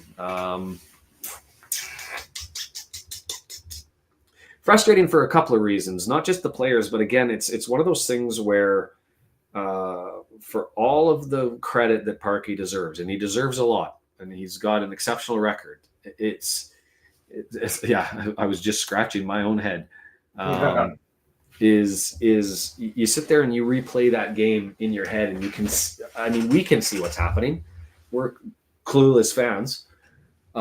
We don't have the tactical experience and the knowledge and the management experience that Parkey has. But when you see a team struggling to do anything, and that was us for 40 minutes of the first half and 10 minutes, 15 minutes of the second half, in what world do you not make changes earlier than the 60? I mean, he made those subs at the 62nd minute, to be fair. So 3 minutes faster than normal. Yeah, 62nd and 63rd minute is when they came in. So 2.5 minutes early than his normal scheduled 65th minute. But to me, that's just the wrong decision. And I can't shake that as the sentiment is. If you've got players and they're not doing it, yes, you have to give them an opportunity, but you also have to manage the game. And I think it didn't need to be all three come in, but I would have certainly brought Paul in for Bodferson, even at the half, and looked to go 4-3-3 if we had to. And maybe was Parkey afraid of not, like, he almost didn't play for the win. He was playing not to lose by big. Was that a fair conclusion? It felt like he stayed way too defensive too long. Yeah. Like at some point you go for it. Had we have lost 2-0 or 3-0, would you have really cared? Yeah. No. The Dobson should have been pulled a lot earlier. I mean, that's the first bad game we've seen of Dobson, right? He had his defensive plays. He stopped Barry. We just saw how good that James looked, at the last game. He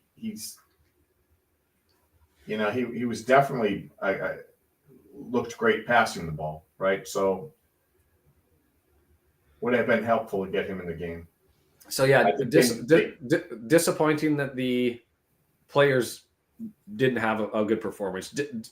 Frustrating that Stockport decided to have one of their good ones.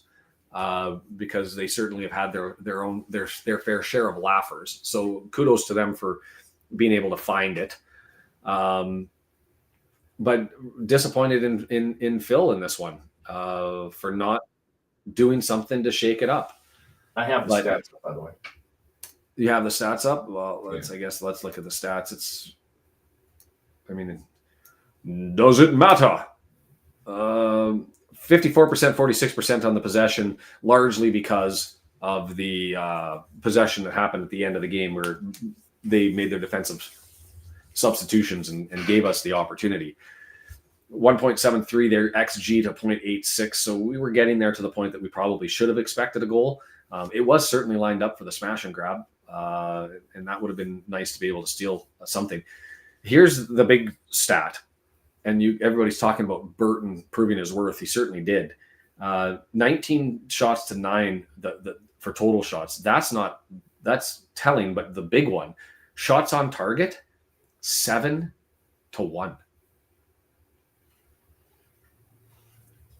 7-1. Yeah. And I'm trying to think of what was the shot on target.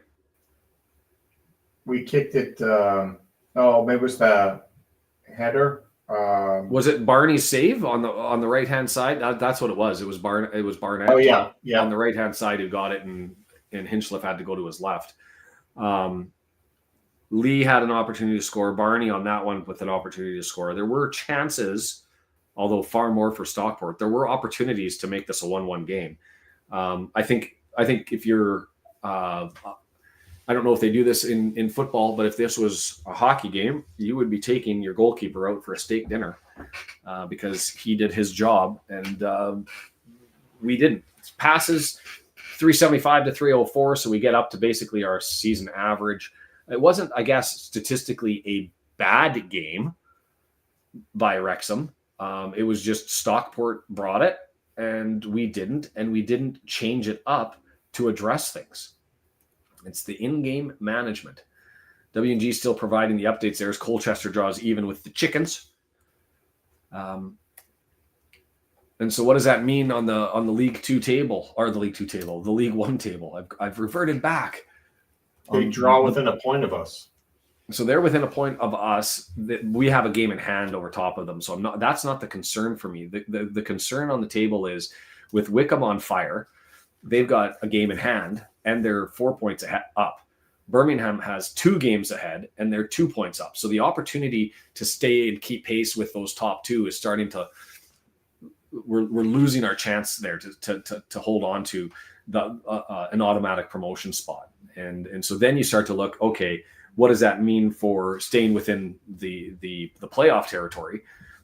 Stockport behind us, we've got a game in hand. Barnsley 2 points behind us, we're even on games. Lincoln City 3 points behind us, we're even on points. Mansfield has 2 games in hand, and I guess theoretically could go 27 with a win and a draw. They'd be equal with us. With 2 wins, they'd top us. And Huddersfield with 1 game in hand, they'd get up to 26 points. So we're still comfortably within the playoff spot, but we're at this point in the season where we have, what is it, 2 games left here that are big with Exeter City and Lincoln, and then do we move to the sort of Barnsley? And Barnsley's in there too. Yeah, Barnsley's after that. So then it looks good. Then it looks good for a period of time. I would like to really get through this where we're sniffing around for those top 2 and can use those 4 to try to make that push before the end of the season. Get to the January window, if not in the auto promotion spot, pretty damn close to it. And then go from there. We'll see what happens. Man, that game went so quick. It's only 9 o'clock out here, 12 where you are. It seems like that one went well. I don't know if that's going to be. I mean, Woody, the wheels would really have to fall off because we do have a favorable schedule, and you'd like to think that we can take care of business against the Burton Albions and the Cambridge Uniteds of the world. Although Cambridge is starting to play much better as of late, unfortunately for us. That's when we're going to end up facing them. Welcome to the support group. And then Dave pointed out, as you were highlighting earlier, it's not the red kits. Is it the red kits? Bring back the black or the gold. Yeah, losses sting, and when we're going to be, well, hey, the women play tomorrow, and a big match for them. Deandra, Brendan, I don't know if you guys are taking that one or if it's been decided. But it's for them a big match against TNS, looking to do the climb back up into the top 4. They haven't played TNS yet this season, and 3 points goes a long way to getting them back into the hunt there to try and make it into the second half part of the competition. A lot more competitive this year than last, and I say that because Barrytown's up there, TNS is up there, Cardiff City's not completely throttling everybody. Swansea's had a couple of missteps over the season. So a lot more intrigue in the Adran Premier League. So make sure that you guys can check in on that. Brendan, summarize this thing for me. Frustrating. Well, now you're just copying your mom. What was that? Now, is Michelle your mom?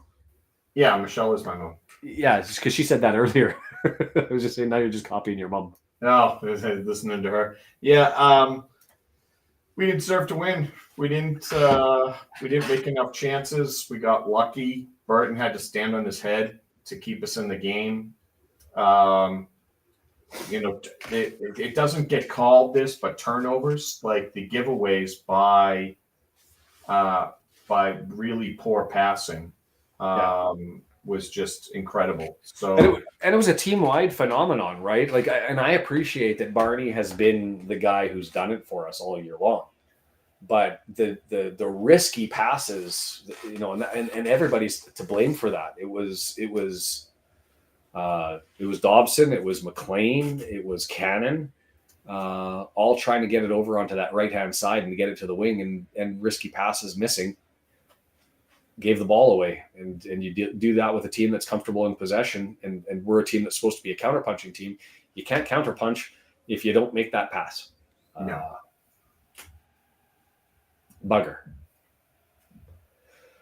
So I guess I'm swapping to the caramel swirl for the next one.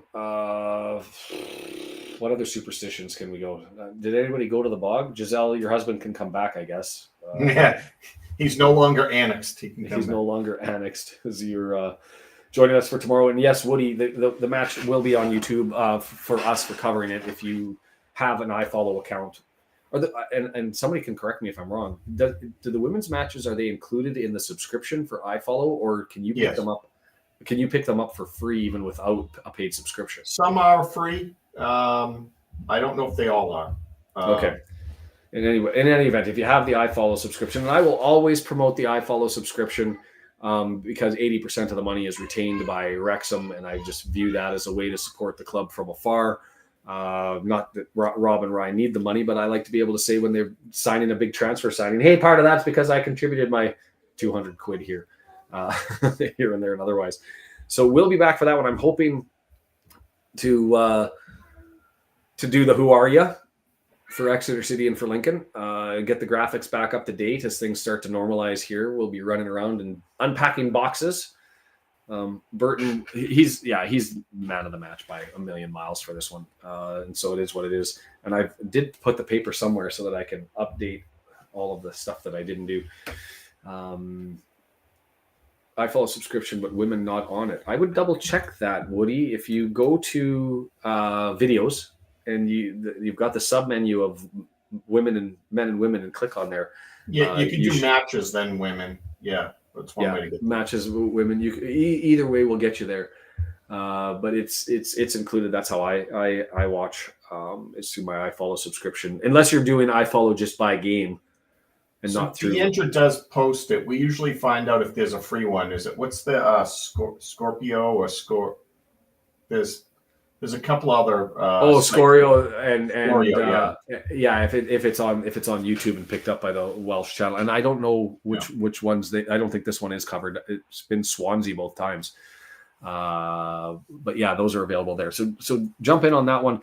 And Dave, appreciate you guys and you guys and lasses, the lads and lasses who join this and make this channel what it is. Feel free to spread the word to whoever is out there. Feel free to hit the subscribe button. The like button is massive to continue to let people know that we're here. And give it a shot, Woody. It's been, I mean, the first half of the season, you probably are lucky that you missed out on. But as things are moving forward, you thought I was bad today. You should have seen how hard I was on the women the first. Well, you were mostly on the coach. Yeah, I was. Yeah, it was bad substituting, but yes, and roster selection stuff. But I think that's largely changed. Is Lightfoot actually getting more play? Has been overall the last 5 games. Because I'm with you that she's been deserving it, but I haven't been able to catch most of them because. Pritchard, I was super upset about the lack of time that Pritchard was getting. Yeah. So anyway, join in on that one as their season. I should have a look at them. See, this is what we do: is the men lose, and you've got to find some way to enjoy your weekend, and so you immediately jump to the women to rescue it. And I want to bring up the table for the Adran Premier because I think they're Adran Premier League. I think they're still in 6th, but they're getting closer. Sitting at 11. Yeah, sitting at 9 points. That's top 4. So. And they got to get to that top 4, which is now only 2 points away. That means jumping both Britton Ferry and Barry Town. But they've got TNS, who's 4 wins, 2 draws, and only 1 loss this season, and they're playing in Oswestry for this one too as well. It's an away game. So if you could take 3 points away on this one, that's a massive take. Yeah, it'd be huge. And they've got TNS twice. It's the only team that they've got 2 coming up with. Britton Ferry going to be taking on Aberystwyth, and that's in Britton Ferry. And Aberystwyth started relatively good. I guess relative, but has weakened since then. You go through the rest of the matches. I went to the wrong one. Just give me a second. Adran Premier, go to the matches. There we go. What else do we got here? Who else is playing tomorrow? Cardiff Met versus Cardiff City. It's at Cardiff Met Stadium. Cardiff Met 6-time champions. And I think now that it started to go more semi-pro and pro, where Cardiff Met's benefit was years ago was that they had kids and students in a system set up for them to play in. And that's why they dominated, because they had the organization and the structure. I think now that the clubs are starting to develop that structure, Cardiff Met has turned from being powerhouse to almost irrelevant. They're struggling to hold on this year, so you'd expect and anticipate Cardiff City will take that one away. And then Barrytown United and Swansea, that's why the match that we have with TNS is as big as it is because for Cardiff Met and Aberystwyth, or sorry, not Cardiff Met and Aberystwyth, for Barrytown and Swansea, those are teams that are right immediately above you. Barrytown sitting at 11 points, Swansea sitting at 13. If they take points from each other, you have an opportunity with an upset of TNS to get right into the thick of things. And a loss puts you into a dangerous position, as we've only got, 14 games that they play, and they're going to be playing game number 8 tomorrow. So we'll see how it all transpires. Join, I assume, Deandra, Brendan tomorrow. I'd like to think I can jump on for a little bit, at least to watch and provide some commentary, but I'm going to be busy packing. For everybody that's still with us, thanks. Do you have any parting comments, Brendan? No, we'll get back at it again. Like you weren't thinking we were going to run off 11 wins to finish the season, right? And we were saying it's the tough away games, right? So it's this one and Barnsley away that where you could suffer the losses. We could still suffer a loss in each of those 2 games, mostly win or draw the rest, and we should still be in a top 3 position. So yeah, I'd like to. I was hoping for 7 from this stretch of 4. So take care of business at home, and eke out a draw somewhere. But you're right. If you're able to get to 6, maybe even 4, no, that's not enough. 6, and so you've got to win 2 out of the next 3. And you're in a good stead lining things up against the lower clubs, unless you ascribe to what Rob, Ryan, Red were talking about, and that is, as a counterattacking team, when we have to go out and create offense, is that we would struggle against poorer teams? Yeah, we will be testing that hypothesis here in due time, and we'll see how it goes. I'd like to think that we have the ponies that we should. I'm not saying that we're going to win all those games either. Just because they're near the bottom of the table doesn't mean they don't have the capacity to take points, and you see that quite frequently. There'll be points that hurt being taken away, but odds are we should be okay. If you're a betting person, you kind of take that. It's going to be a tough one. I get to go back to IKEA. I get to continue to unpack. I get to do my things. I hope for everybody else that joined, you had a wonderful weekend. Don't forget to hit that subscribe button down below. Hit the notifications, and you'll be notified. It'll pop up right away when you get it. I appreciate it. Is the game an hour earlier? Yes, Woody. If you're watching the women's match, that one starts an hour early. 9. Yeah, 9 East 9 o'clock. Yeah. And so I appreciate everybody for doing their thing, and much love and happiness. Enjoy your weekend, and tomorrow, if you have the opportunity to join in, thank you again, Ultimate Promotions, ultipromo.com, ultimatepromotions.biz. And a reminder, go and listen to that Where Has the Money Gone podcast. It's on Spotify, it's on Apple, wherever you end up getting your podcast. The most recent one that talked about to Charlton Athletics managing director, not their on-pitch manager, but as far as their CEO, that guy, he joined. Some amazing insight on sports governance, some amazing commentary on Wrexham and what they do well as what they need to do well in the future, and some comments with respect to how other teams take advantage of when Wrexham comes, because we're massive, despite the Leeds fan joining us to suggest otherwise. He was a good sport, though. He was a good sport. And you know what? That's Yorkshire. That's Yorkshire. They appreciate good banter in the sense that it's witty banter, not just I'm going to slag you off, but I'm actually going to, be clever about it and have some good stuff and banter with Yorkshireites is not easy because they're pretty quick-witted themselves. But that's my compliment to them. Unlike those fools from Chester who joined us last week. In any event, subscribe button, like button, smash those things. Twitter, people, come on over to YouTube at some point in time. Hit the notification so you can find everything.